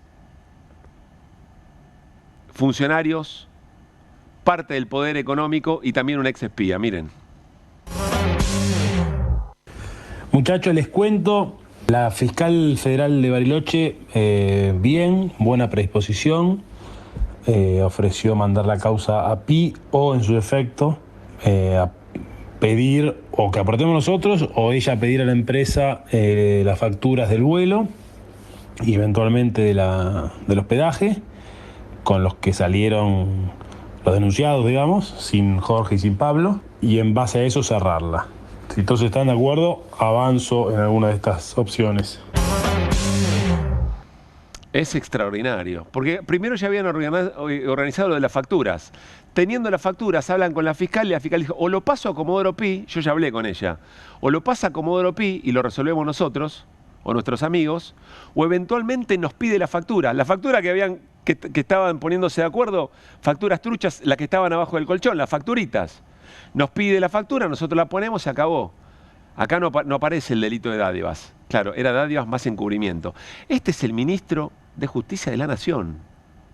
Yo, con una mano en el corazón, volvemos a lo de la doble vara. Si esto lo hacía un funcionario judicial de otro tipo, en otro gobierno vinculado con otros espacios de la política, esto hace estallar por los aires a todo Comodoro Pi. Y con la misma mano en el corazón, si lo hablamos con pibes y pibas en edad de primaria y les contamos esta situación, esos pibes y estas pibas dirían, esto es una barbaridad, de ninguna manera puede ser ministro de Justicia una persona así. El problema no es Maíquez. El problema es esa trama a la que pertenece Maíquez. Esa trama, ese lago escondido servicio completo, ese all inclusive, es lo que efectivamente ahora el gobierno de Javier Milei tiene en su poder para poder llevar adelante lo que signifique que el Poder Judicial se meta en la política y condicione la vida democrática. A saber, nombramientos de jueces, más de 200 que están vacantes, jueces de la Corte Suprema, procurador general. Maíquez se puede ir mañana, pero si logran esto, Milei se puede ir mañana, pero si logran esto van a dejar condicionado el Poder Judicial, uno de los poderes del Estado, van a dejarlo condicionado para las cuestiones que vengan. Y ustedes saben cómo es esto. es el poder económico que tiene estos resortes para salir airoso y siempre en relación a un modelo de país, no a cualquiera. Nombramiento de jueces, orientar causas que ya existen, que comprometan efectivamente a actuales funcionarios, no tengo ni que mencionárselas, y eventualmente algo que Maíque ya hizo, y que todo el mundo sabe que Maíque ya hizo, cuando fue viceministro de Justicia de Garabano durante el gobierno de Macri, que es armar causas judiciales a la carta, para condicionar la representación política o sindical de todos aquellos que van en contra del modelo que está defendiendo. De esto se trata, es así de grave, es así de porno. Y es la razón, probablemente es uno de los pilares de por qué hoy podemos decir que la democracia en la República Argentina y en buena parte donde estas cosas pasan, piensa en Brasil, Lula, es lo mismo. Ecuador. Esto es uno de los condicionantes, si no el más, de los más importantes que tiene la vida democrática en nuestros países. Quiero insistir con algo más. Esto que acabamos de hacer, dicho así como lo decimos, seguramente hay quien lo dice mejor, hay quien lo dice peor, pero sé que ustedes están valorando la intención y se entiende perfecto el punto. Esto no lo van a escuchar en todos lados. Mejor, lo van a escuchar en muy pocos lados. Y corrámonos, yo me corro en lo personal, no he seguido estos temas con tanta asiduidad y celosía. Lo fui aprendiendo de mis colegas, de los colegas que muy valientemente y comiéndose operaciones y causas judiciales vienen sosteniendo esta causa, la causa Lago Escondido, desde su inicio. Y los voy a volver a mencionar. Ari Lijalad, Reinaldo Sietecase, Irina Hauser. Me estoy quedando corto, estoy siendo injusto con muchos otros colegas, pero para que entiendan que son contados con los dedos de la mano. Y muchas veces no por complicidad, muchas veces por presiones, muchas veces por temor. Hay dueños de medios que tienen causas en la justicia, que están en el candelero, que ya fueron presos y podrían volver impresos si efectivamente se meten con la gente equivocada. Otros tienen algunos negocios que quieren cuidar. Y otros están de acuerdo con la matriz ideológica que defiende este tipo de armados. Esto es lo que está pasando en este momento en la Argentina y se consolida como parte de un hacer del gobierno. Está a disposición del gobierno. Todo este esquema, toda esta trama de relaciones, toda esta vecindad, toda esta casta, la familia judicial. Es muy grave, de las cosas más graves que nos están ocurriendo, porque podría volver permanente la desigualdad que provoca el modelo. Arrancamos QR y lo hacemos como siempre con las voces del día. Agradecer al presidente de los Estados Unidos, Donald Trump, escribió un post saludando lo que es esta agenda de trabajo. Estamos en una época en donde el servilismo, el entreguismo llega a límites inauditos y la polarización y la falta de respeto por todo, por el derecho internacional, la soberanía de otros países. Que el camino es este, porque los resultados están a la vista, porque estuvimos a nada de ser Venezuela. El aumento que nos están dando son 5.000 pesos. Queremos un salario digno para ellos, no llegan a fin de mes.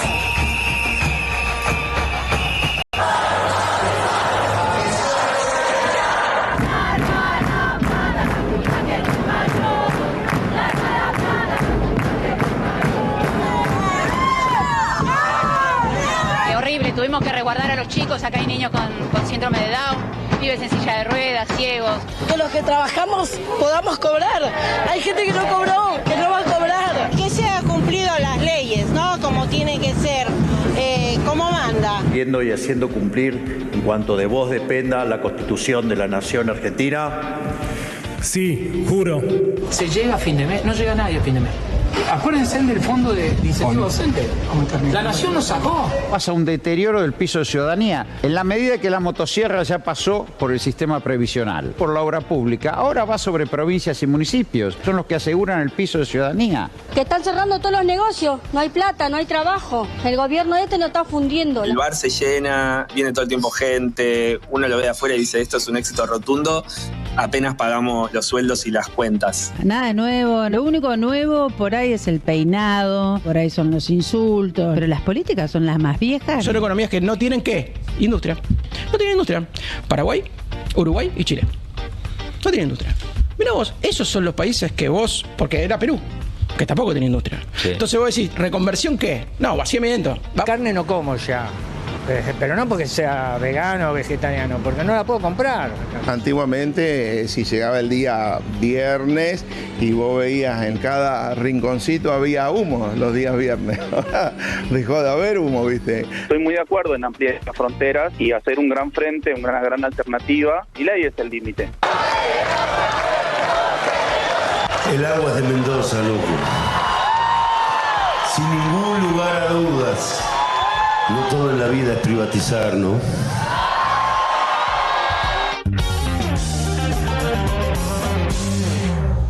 Martín Granoski, en un ratito, ¿de qué vamos a hablar? Vamos a hablar de por qué Trump despidió a la ministra de Seguridad Nacional, que es la encargada del ICE, la fuerza de choque que mató a la gente en Minnesota. Ella había justificado los 2 asesinatos en su momento provocados por ICE. Y vamos a actualizar todos los datos de lo que está pasando con los bombardeos a Irán por un lado y con los bombardeos de Israel en el sur del Líbano por otro. Guido Bambini, en un ratito. Vamos a ver, digamos, a hablar de que Wall Street parece que no la ve. Wall Street no la ve. Wall Street no la ve, y vamos a hablar de los 5 informes de diferentes bancos internacionales y fondos de inversión internacionales que tienen ciertos resguardos sobre el plan financiero del gobierno. Los saludo a Rodolfo Tailade, diputado nacional de Fuerza Patria. Vamos a hablar un poco más de un tema que, insisto, se habla en muy pocos lugares, del modo en que lo puede hacer Rodolfo Tailade, y lo presentamos recién en la apertura del programa, al nombramiento de 1 y 2 en el Ministerio de Justicia, Juan Bautista Maíquez y Santiago Viola. Rodolfo, ¿cómo te va? Pablo Caruso y Todo QR te saludamos. ¿Cómo estás? Hola Pablo, ¿cómo les va? Bien. Buenas noches. Estuvimos repasando y la audiencia de QR conoce de alguna manera el currículum o el prontuario, como vos quieras, tanto de Maíquez como de Viola. Por eso, y más allá de las cosas que vos quieras, por supuesto, expresar y subrayar, yo quiero preguntarte qué significa en realidad el movimiento que hoy se consolidó con la jura de Maíquez al frente del Ministerio de Justicia en la Argentina, Rodolfo. Yo creo que es, el asunto de fondo es que Karina Milei toma, por un lado, el control total del Ministerio de Justicia y lo delega en la corporación judicial y concretamente en la mafia judicial de Comodoro Pi más la Corte. Es decir, está delegando la política judicial en manos de los responsables de que la justicia sea un chiquero. Ese es el fondo de la cuestión. Acá hubo un acuerdo. Comodoro Pi pone a sus hombres en el Ministerio de Justicia y va a avanzar en una agenda que le interesa primero a ellos, además de la agenda que va a exigir el gobierno, que tiene que ver con profundizar la persecución judicial, sobre todo contra Cristina, su familia y su entorno político, los compañeros que siempre están al lado de ella. Bueno, van a profundizar la persecución judicial y además van a garantizar la impunidad del presidente y de su hermana en las causas que ya están abiertas y que seguramente van a abrirse en el futuro. Es decir, se acordó con lo peor de la democracia, que es esta mafia que capturó el Poder Judicial y que, bueno, hoy el presidente ha decidido aliarse y delegarle el mando en ese ámbito. Rodolfo, ¿cómo funciona efectivamente eso que conceptualmente quizá lo podemos entender, pero a veces tenemos que imaginarnos escenas, modalidades? ¿Cómo funciona efectivamente esa trama de vínculos que conforman eso que vos denominás la casta o la mafia judicial? A ver, son tipos que tienen mucho poder, que ocupan cargos vitalicios y que básicamente se dedican todo el día a hacer política, a hacer este tipo de rosca, hablando con los operadores de turno. El gobierno estuvo 2 años sin tener claro qué quería hacer en la justicia. Y por eso hubo tantos tironeos, bueno, puedo hablar un rato largo de las presiones que recibió, digamos, la gestión de Puño Libarón a Merio para que no implementaran el código procesal, el acusatorio en Comodoro Pi. Entonces, a ver, ¿cómo funciona? Son tipos que hablan en un grupo bastante reducido, donde están ellos, donde están los operadores, como Maíquez, como Viola. Estos dos no tienen poder propio, son operadores.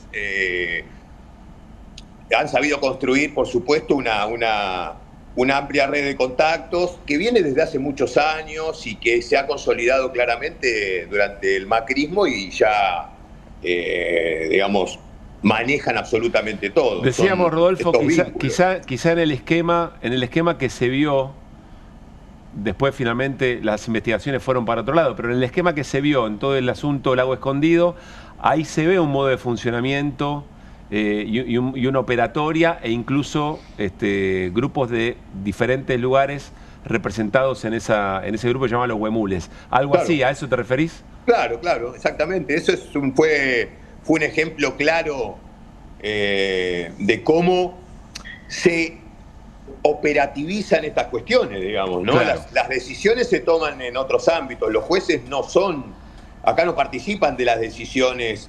La mafia de Comodoro Pi, la casación y toda esa runfla, digamos, las decisiones se toman en el poder real, en la EA, en AmCham, en la embajada, en las instituciones de la comunidad judía en Nueva York, en el caso por ejemplo, del ministro designado, y después se instrumentan de determinadas maneras. En el caso, por ejemplo, de Lago Escondido, mostró cómo los 2 principales ejecutivos de Clarín se llevaban a 4 o 5 jueces y al procurador de la Ciudad de Buenos Aires a un lugar exclusivo, y ahí, por supuesto, habrán hablado de coyuntura política, habrán bajado línea, y a su vez esa gente derrama en un sector importante del Poder Judicial. No sé si todo, pero si no es todo, bueno, la otra parte se la vuelven a llevar a Lago Escondido. En ese sentido, los chats filtrados en su momento son la verdad que son hermosos de volver a leer y ver en todo su esplendor la impunidad y cómo efectivamente funcionan estas cosas. Rodolfo, hay un contexto también, ¿no? Hay 2 ministros de la Corte por nombrar, el gobierno coquetea o hace gala de la posibilidad de tener 2 tercios en el Senado, veremos esa negociación que implica y que lleva. Hay más de 200 jueces por nombrar, hay un procurador interino. ¿Acá no hay también una deficiencia de otros gobiernos de signo antagónico que no supieron ocupar los lugares que en todo ejercicio de la política hay que hacer? ¿Qué valoración tenés de eso? ¿Qué pasó ahí? Bueno, son diferentes situaciones, pero sí, efectivamente, a ver, para ir concretamente al punto que vos planteás, en el gobierno de Alberto Fernández no hubo ni siquiera un intento de proponer a alguien para la Corte, y el intento de un supuesto intento, no me acuerdo ahora ya si entró efectivamente un pliego de Daniel Rafecas para ser procurador general de la Nación. No me acuerdo si entró el pliego o no, pero lo cierto es que era un candidato de Alberto que lo hizo público, creo que lo convocó. Bueno, ahí, por supuesto que hubo un déficit, pero básicamente fue un déficit de comunicación, un déficit político, de funcionamiento interno de nuestra fuerza. Porque un cargo de esos, con la experiencia que tiene el peronismo, desde ese lugar, como van a hacer ellos, vos tenés que pensar en una persona que esté absolutamente alejada de cualquier tentación autoritaria, de chuparle las medias al poder de turno, y se tiene que pensar bien. No digo que este sea el caso o que no sea el caso de Rafecas. Ahora, más allá de que sea una decisión o una facultad del presidente, lo cierto es que claramente ese gobierno era un gran acuerdo político dentro del peronismo, y no se podía proponer una figura de esas sin, digamos, tener un consenso, sin tener acuerdos mínimos respecto de qué es lo que buscamos para una persona que, entre otras cosas, va a tener a cargo en la política criminal. Y estamos viendo ahora dónde apunta la política criminal del gobierno de Milei, ¿no? A meter preso a gente, chicos de 14 años. Entonces, claramente fue un error. Ahora, yo creo que estos son los fundamentos, o que la explicación que yo veo, ¿no? Faltó claramente eso. Rodolfo, lo último, ¿qué etapa crees que comienza hoy en la Argentina con esto?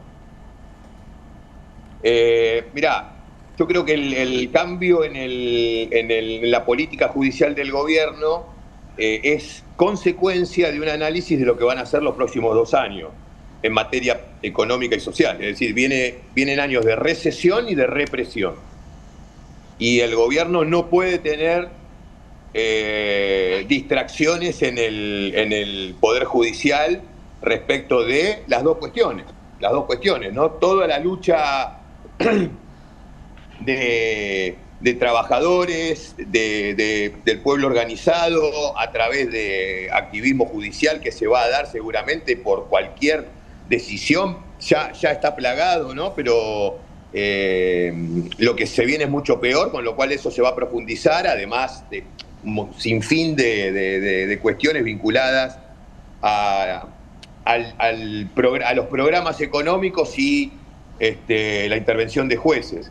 Y por otro lado, la represión, también quieren tener tranquilidad en Comodoro Pi, en donde se tienen que juzgar a los funcionarios del gobierno nacional por crímenes o delitos que seguramente van a haber, y muchos. Entonces hay que poner frente a este escenario, hay que poner en el Ministerio de Justicia a gente propia de la estructura que te va a garantizar eso. Entonces ponen a estos dos que son de Comodoro Pi, y bueno, van a tener ese objetivo. Además, que también, por supuesto, van a tener poder real, cosa que no tuvo Cuño Libarona, cosa que no tuvo Amelio y cosa que no tuvo Santiago Caputo. En definitiva, al final Santiago Caputo manejaba el Ministerio de Justicia a través de Sebastián Amelio, pero no logró mandar una sola terna de 200 y pico que tienen amontonadas ahí. ¿Por qué no la logró mandar? Bueno, ahora me doy cuenta. No era que no se ponían de acuerdo, era que Karina no quería.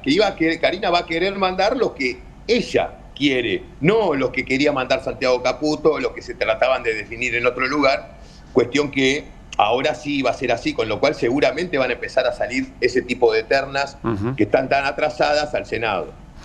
Rodolfo, gracias como siempre, un gran abrazo. Bueno, un abrazo, chicos, chau. Rodolfo Tailade, diputado nacional de Fuerza Patria. Nos vamos a ir a una pausa. Cuando volvamos, reportes de la guerra con Martín Granowski. ¿Qué están mirando sobre el modelo económico argentino los bancos internacionales, sobre el plan económico de Luis Caputo? Y QR pone pies en la tierra. Nos vamos a ir a Catamarca a un conflicto docente que está generándole algunas preguntas al gobernador Jalil. Ya venimos. ¿Pensás que las subastas no son para vos? Son para todos, porque podés comprar y vender desde donde estés de manera rápida, fácil y confiable. ¿Querés participar de nuestra próxima subasta? En Pilar contamos con Mimuni, nuestra herramienta digital de atención ciudadana para solicitar turnos, realizar trámites y gestionar reclamos de manera ágil y cercana. Descárgate la app o chatea con nosotros por WhatsApp a través de 11 52 38 68 64, las 24 horas del día. También podés acercarte a cualquiera de nuestros puntos Muni de lunes a viernes de 8 a 18 horas y los sábados de 9 a 15 horas. En Pilar seguimos acercando el Estado a todos y todas las pilarenses. Pilar presente con futuro.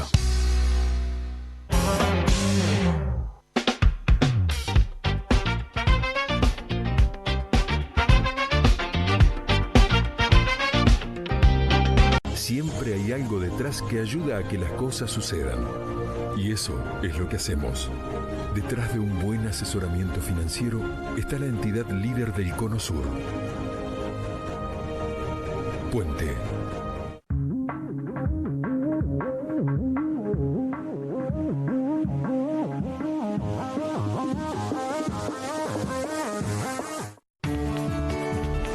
Moví a tu pyme, moví a tu comercio, moví a tu campo.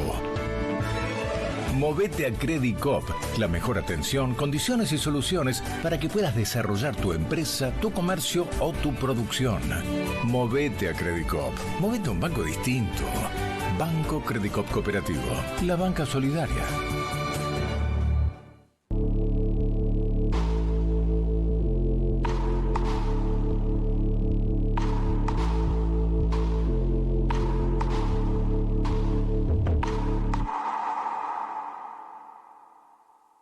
¡Viva la libertad, carajo! ¡Viva la libertad, carajo! Si no se grita viva la libertad humildemente, no se grita viva la libertad. Si no se grita viva la libertad riendo, no se grita viva la libertad. Prepárate porque la vas a pasar mal, porque te voy a pegar un baile morboso. No vas a saber ni dónde estás parado. Si no se grita viva la libertad con amor, no se grita viva la libertad. Al zurdo de mierda no le podés dar ni un milímetro. Ustedes, hijos de los hijos, gritan con desprecio, con rabia, con odio, viva la libertad. Por eso no gritan viva la libertad.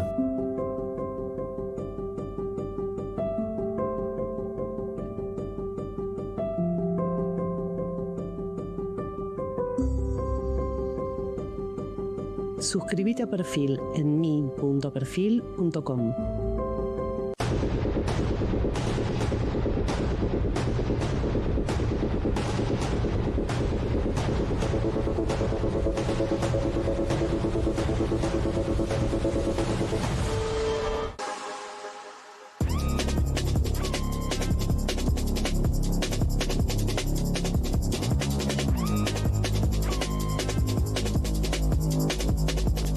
En Caras de esta semana, la suntuosa boda del francés Charles Leclerc en Mónaco. El piloto de Fórmula 1 se casó por civil con la influencer Alexandra Senlo. La pareja llegó en una Ferrari del año 57 valuada en 30 millones de euros. Javier y Karina Milei efusivos en la apertura de sesiones ordinarias en el Congreso.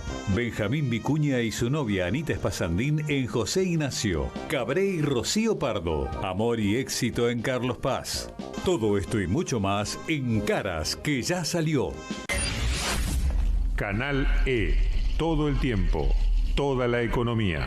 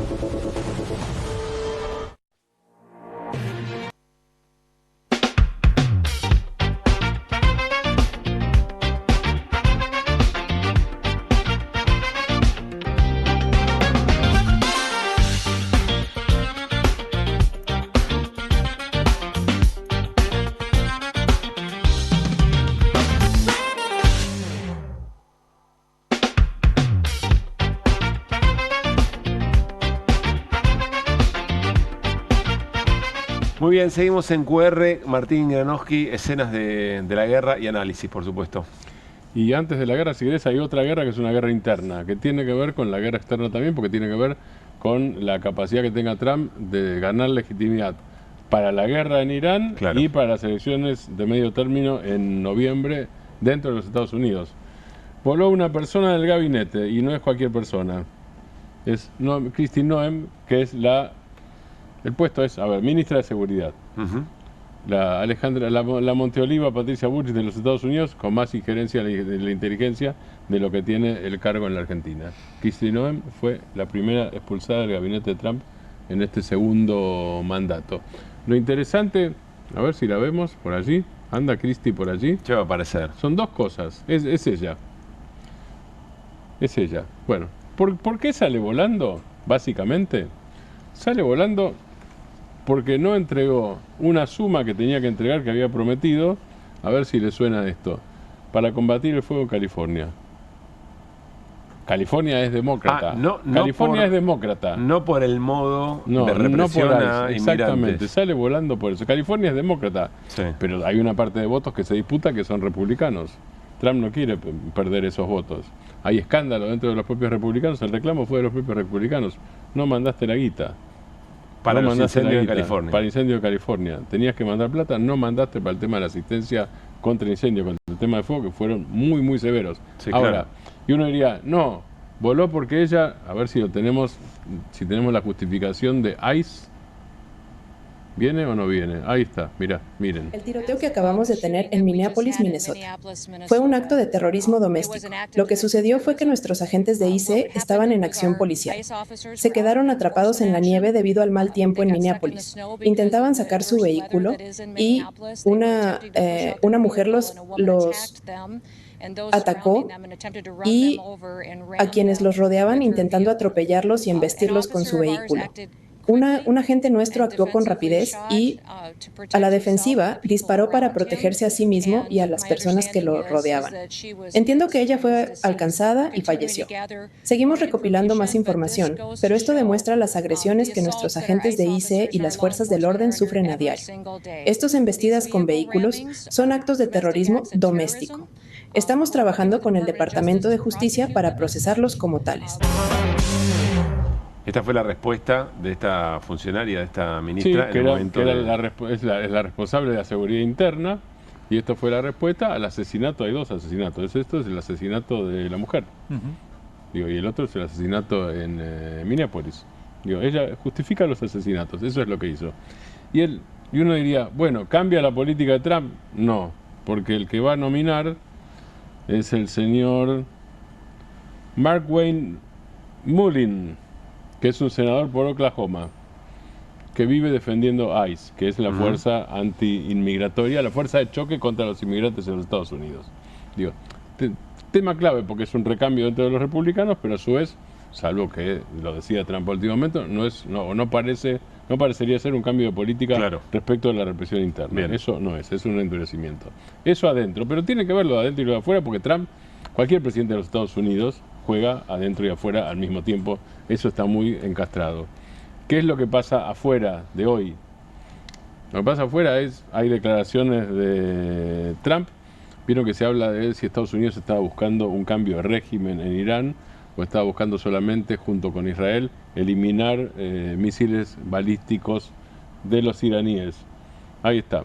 Entonces apareció estos días como candidato al líder supremo de Irán el hijo de Ali Khamenei, que fue el eliminado a los 86 años en los ataques del otro día. Y lo que dice Trump es, están perdiendo el tiempo. Perdí el tiempo con las especulaciones, ¿no? Estas son declaraciones a dos agencias de noticias. Están perdiendo el tiempo. El hijo de Khamenei es un peso ligero. Tengo que participar en el nombramiento. Yo, presidente de los Estados Unidos, estoy hablando de Irán, ¿no? Como con Delcy Rodríguez en Venezuela, dijo Trump, y esto fue después del secuestro de Maduro, es decir, secuestro de Maduro por un lado y lo llevan a los Estados Unidos en una maniobra que viola el derecho internacional, y la otra maniobra es el asesinato de Ali Khamenei directamente. Entonces termina con el líder, dice Trump, es un peso ligero, el líder lo elijo yo. Bien. Veremos si esto pasa, no pasa, pero no importa, ahí ya hay una decisión de injerencia total. De injerencia en la construcción del nuevo régimen. Eso es lo que marca. Si lo hace o no lo hace, yo no lo puedo saber, yo no hago futurología, pero bueno, eso es lo que marca la diferencia. Es destrucción de misiles o construcción o cambio de régimen, o cambio de gobierno. ¿Cuál es el objetivo? ¿Cuál es el objetivo? El objetivo israelí está claro. El objetivo israelí claramente es la destrucción de toda capacidad militar, no solo de construcción de la bomba nuclear hacia el futuro, sino de la capacidad militar actual de Irán sobre todo de misiles y de drones, que son mucho más baratos que los misiles, que son los que está usando Irán. Vos comentabas antes que hay destrucción de instalaciones en Bahrein, por ejemplo, es uno de los estados petroleros. Infraestructura petrolera, porque además, eso lo comentamos aquí el otro día, el 65% del petróleo chino se importa, o se importaba, veremos si es en futuro o en pasado, desde Irán y del resto de los países del Golfo, incluido Arabia Saudita, por otra parte, 65%. Algunos analistas dicen, a China, si esto es el larguísimo plazo, a China esto la perjudica, y otros dicen, no, China tiene reservas, tiene estoqueado una cantidad de petróleo y esto no la afecta, salvo que esto dure 2 años, digamos, ahí ya cambia todo el escenario. Supongo que Guido después, cuando analice las variables que afectan a la Argentina, también incluirá esto, así que yo no me extiendo en la parte económica, porque el especialista es el señor. Yo soy un lector atento de eso. ¿Y qué más tenemos?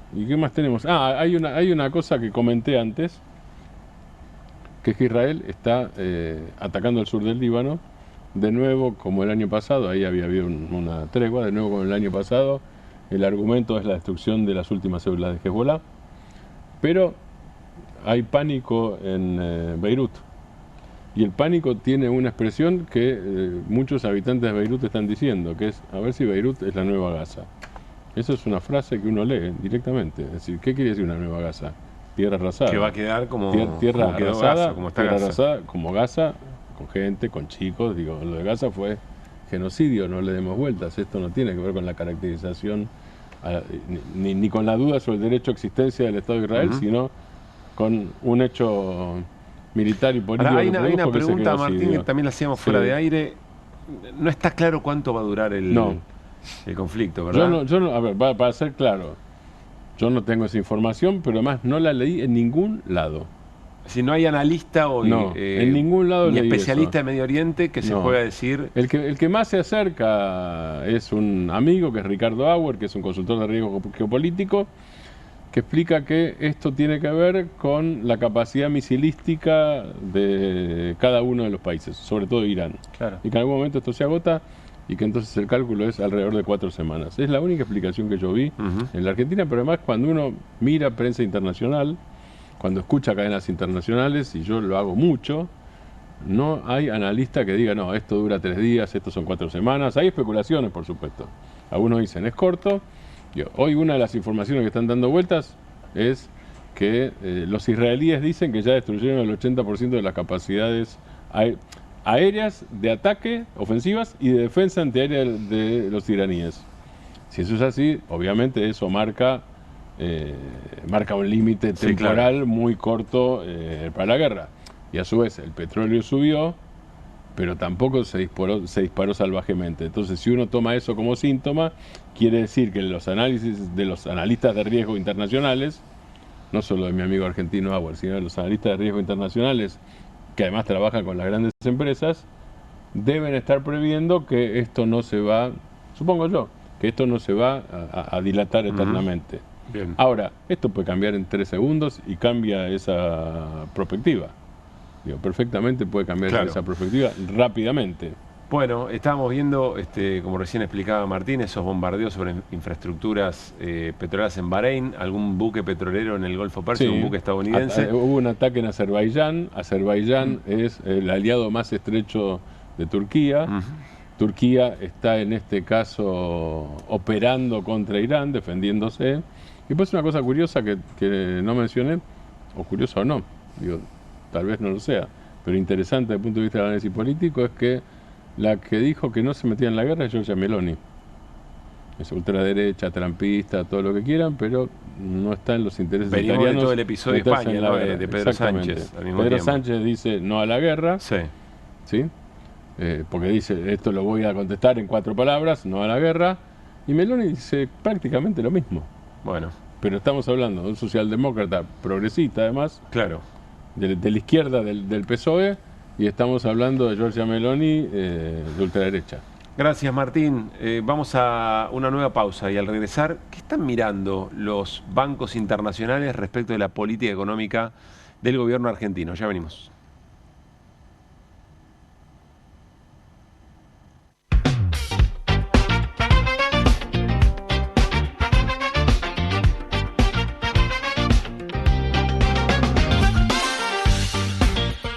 ministro desregulador es una pieza indiscutible del presidente. En noticias de esta semana, Federico Sturzenegger, el polémico padre de las reformas. Las claves de su relación con Milei, el plan de leyes que impulsa, alquiler de oficinas de lujo y las relaciones comerciales de su mujer con el Estado. Además, Mirta Legrand a los 99, la celebrity intocable, alimentos adaptógenos y las competencias y retos más insólitos. Revista Noticias. Entender cambia la vida.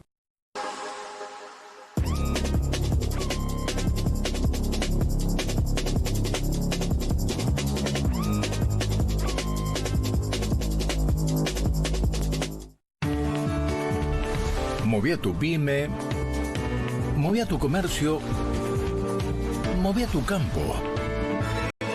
Movete a Credit Coop, la mejor atención, condiciones y soluciones para que puedas desarrollar tu empresa, tu comercio o tu producción. Movete a Credit Coop, movete a un banco distinto. Banco Credit Coop Cooperativo, la banca solidaria.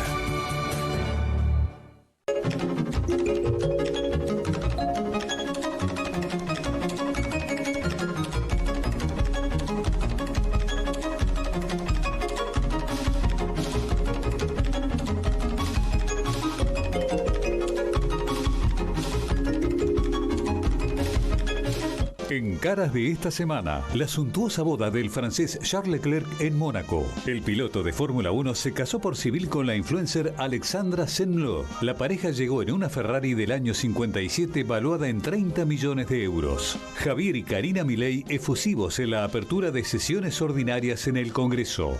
Benjamín Vicuña y su novia Anita Espasandín en José Ignacio. Cabré y Rocío Pardo. Amor y éxito en Carlos Paz. Todo esto y mucho más en Caras que ya salió. Siempre hay algo detrás que ayuda a que las cosas sucedan. Y eso es lo que hacemos. Detrás de un buen asesoramiento financiero está la entidad líder del Cono Sur. Puente.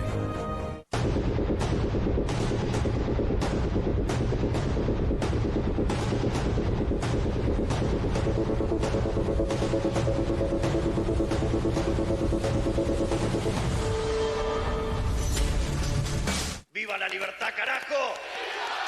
¡Viva la libertad, carajo! Si no se grita viva la libertad humildemente, no se grita viva la libertad. Si no se grita viva la libertad riendo, no se grita viva la libertad. Prepárate porque la vas a pasar mal, porque te voy a pegar un baile morboso. No vas a saber ni dónde estás parado.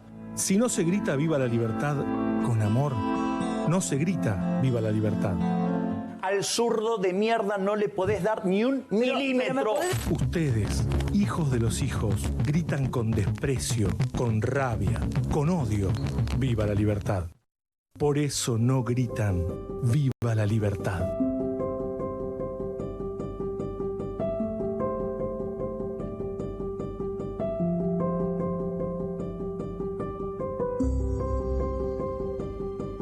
Suscríbete a Perfil en mi.perfil.com.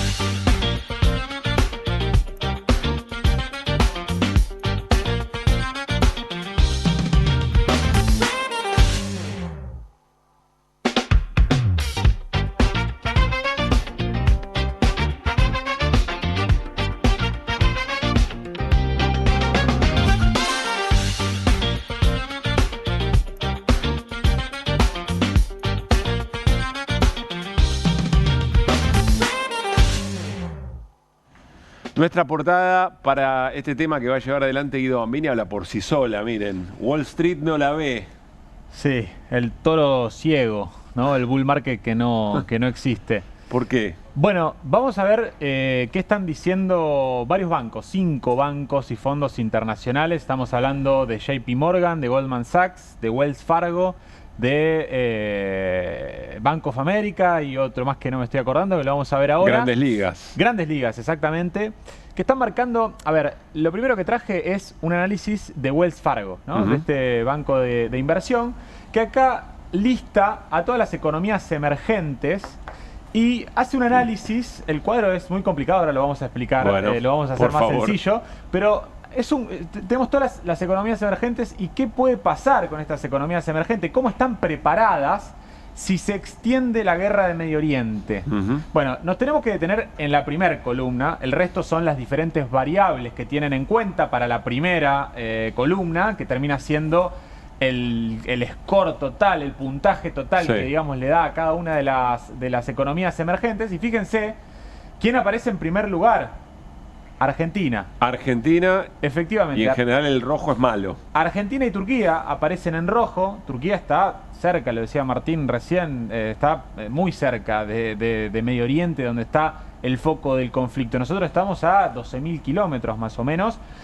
Pero bueno, los factores que lista el Wells Fargo para identificar en rojo a Argentina como una economía emergente que puede sufrir, que tiene grandes vulnerabilidades si se extiende la guerra de Medio Oriente, básicamente son varias cuestiones. Por ejemplo, el nivel de reservas, ¿no? Argentina todavía tiene un nivel de reservas internacionales netas negativo, en el orden de los 3.000 millones de dólares.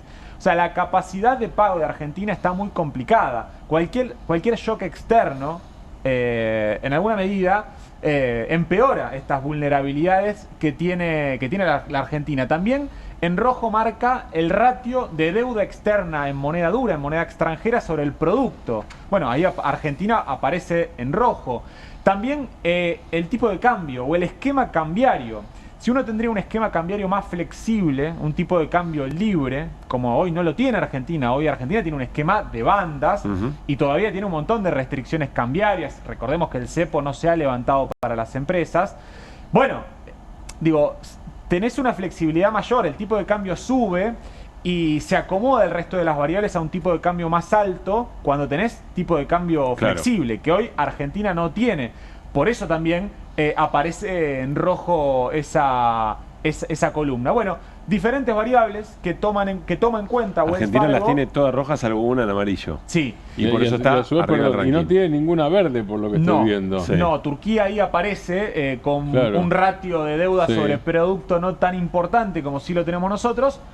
Nosotros sí tenemos 4 o 5 de estas variables, estas 6 variables en rojo. ¿Esto quién lo evalúa en este caso? En este caso Wells Fargo. Bien. Este es de Wells Fargo. Vamos a las siguientes placas para ir viendo un poco los distintos factores. Estos son los bancos que les decía, me faltaba Barclays. Bueno, en materia de dólar, en términos de fortaleza, dice mayor ingreso de divisas por exportaciones energéticas podría mejorar el equilibrio. Bueno, esto es un poco de lo que estuvo hablando el ministro de Economía, de que si se extiende en el mediano plazo, si cada $10 de suba del precio internacional del petróleo, Argentina, gracias a Vaca Muerta y al gasoducto Néstor Kirchner, hoy es un exportador neto de energía. La balanza energética argentina arrojó el último año $8.000 millones de superávit comercial. Eso mejoraría si se agudiza la crisis del petróleo. Claro, por cada $10 extra de precio de petróleo, Argentina tiene un superávit de balanza energético. El cálculo más optimista o pesimista. Más pesimista, habla de un superávit extra de 1.500 millones de dólares. Bien. Bastante. Bueno, en términos negativos, lo que plantea es que algunos bancos consideran que el tipo de cambio real podría estar apreciado, lo que limitaría el crecimiento. Perdón que leo allá, pero acá se ve medio borroso. Sí, exactamente. Bueno, este es otro punto importante, ¿no? Muy vinculado también a esto que te decía que Wells Fargo ponía como una debilidad. Claro. El hecho de tener un tipo de cambio relativamente atrasado, a diferencia de lo que plantea permanentemente Sturzenegger y Caputo. Bien. Vamos rápido a la segunda, inflación. La inflación anual desaceleró. No, vamos a la placa, al segundo punto, efectivamente. desaceleró con respecto a los niveles previos de 2023. Una debilidad, los bancos estiman que llegar a un dígito va digamos, a tardar. De hecho, en agosto hoy salió el relevamiento de expectativa del mercado y da 1,8%. Digo agosto porque el presidente dijo hace poco, el ministro de Economía dijo hace poco que en agosto podría arrancar con cero la inflación. Bueno, difícil. Actividad económica, nos quedamos con las debilidades. Me parece más interesante ver las cuestiones que están marcando como debilidades los fondos. Crecimiento desbalanceado, lo que decimos también, debilidad en la industria, comercio y sectores intensivos en empleo, ¿no? El modelo heterogéneo que estamos marcando. Bueno, en el sector externo un poco lo venimos diciendo, lo dijimos con respecto al superávit de balanza comercial que mejoraría. Depende del financiamiento externo y el superávit comercial podría achicarse si suben las importaciones con la recuperación económica. Ahí le agrego otra cuestión vinculada al sector externo y vamos a la placa siguiente, también muy vinculada con los flujos de capitales hacia las economías emergentes que hablamos hace un ratito, Pablo, es que se da el esquema de flight to quality en estos contextos de incertidumbre. Volar a la calidad. Exactamente, volar a la calidad.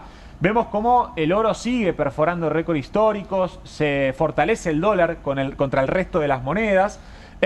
¿Y por qué sucede esto? Bueno, porque la perspectiva en los próximos meses es que se sostengan estos niveles de tasa de interés de la Reserva Federal de Estados Unidos. Es decir, que no baje la tasa de interés la Reserva Federal de Estados Unidos. Entonces, los flujos financieros globales, que cuando baja la tasa de interés de Estados Unidos van a economías emergentes, como se estaba dando en el principio de este 2025 con un desempeño muy bueno de Brasil, por ejemplo, bueno, se ve esta reversión de flujos y este más salto seguro a ir a los bonos de Estados Unidos, eventualmente allá. Exactamente. Bien.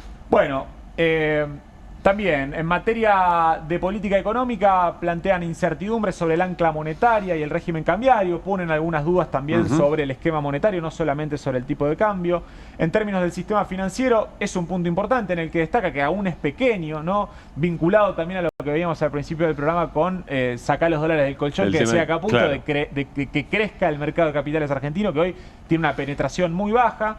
Y exposición a shocks globales, bajas reservas, lo que decíamos al principio, menos 3.000 millones de dólares en el Banco Central, y dependencia de financiamiento externo, aumenta la vulnerabilidad ante turbulencias globales. No solamente fueron estos bancos, sino vamos a la última placa, porque hoy habló también Kristalina Georgieva, la principal directiva del Fondo Monetario Internacional, y dijo que la incertidumbre va a ser algo permanente. Dice, los temores de Kristalina Georgieva del FMI, si la guerra de Medio Oriente se prolonga. Si este conflicto se prolonga, podría afectar a los precios mundiales de la energía, la confianza de los mercados, el crecimiento y la inflación. En términos globales, ¿no? Claro. Y mencionó que... Son todas cosas muy sensibles del programa argentino, razón por la cual impactaría fuerte. Tal cual. Y remarcó en varias oportunidades en la conferencia de prensa que dio que la incertidumbre es la nueva norma. Así que, la verdad que, digo, no ahora, es menor, eso, me parece. Caputo dijo, no, pero con la macro y con los avances macro que hemos tenido, estamos a resguardo del shock externo fuerte que reconoció Caputo. Esto dice todo lo contrario. Dice todo lo contrario. Y los bancos dicen todo lo contrario. Es una clara señal de toma de ganancia de trades, como se dice, preelectorales que hicieron. Y esto es un claro posicionamiento de estos bancos y fondos internacionales de toma de ganancia para sus también es claro inversores. Que Caputo no va a decir, no, la verdad que con lo que está pasando en la guerra estamos en el horno. No lo va a decir. No, va a buscar el lado por positivo, supuesto que claro. Va a buscar el lado positivo por el lado del comercio internacional, por la balanza energética, pero estos puntos son evidentes, que hay que ponerlos sobre la mesa y que es la preocupación que ve Washington y que ven los analistas económicos en Argentina. Además, gracias, Guido. Además hay otra cosa. Si con uno de los efectos de la pandemia fue el desastre logístico.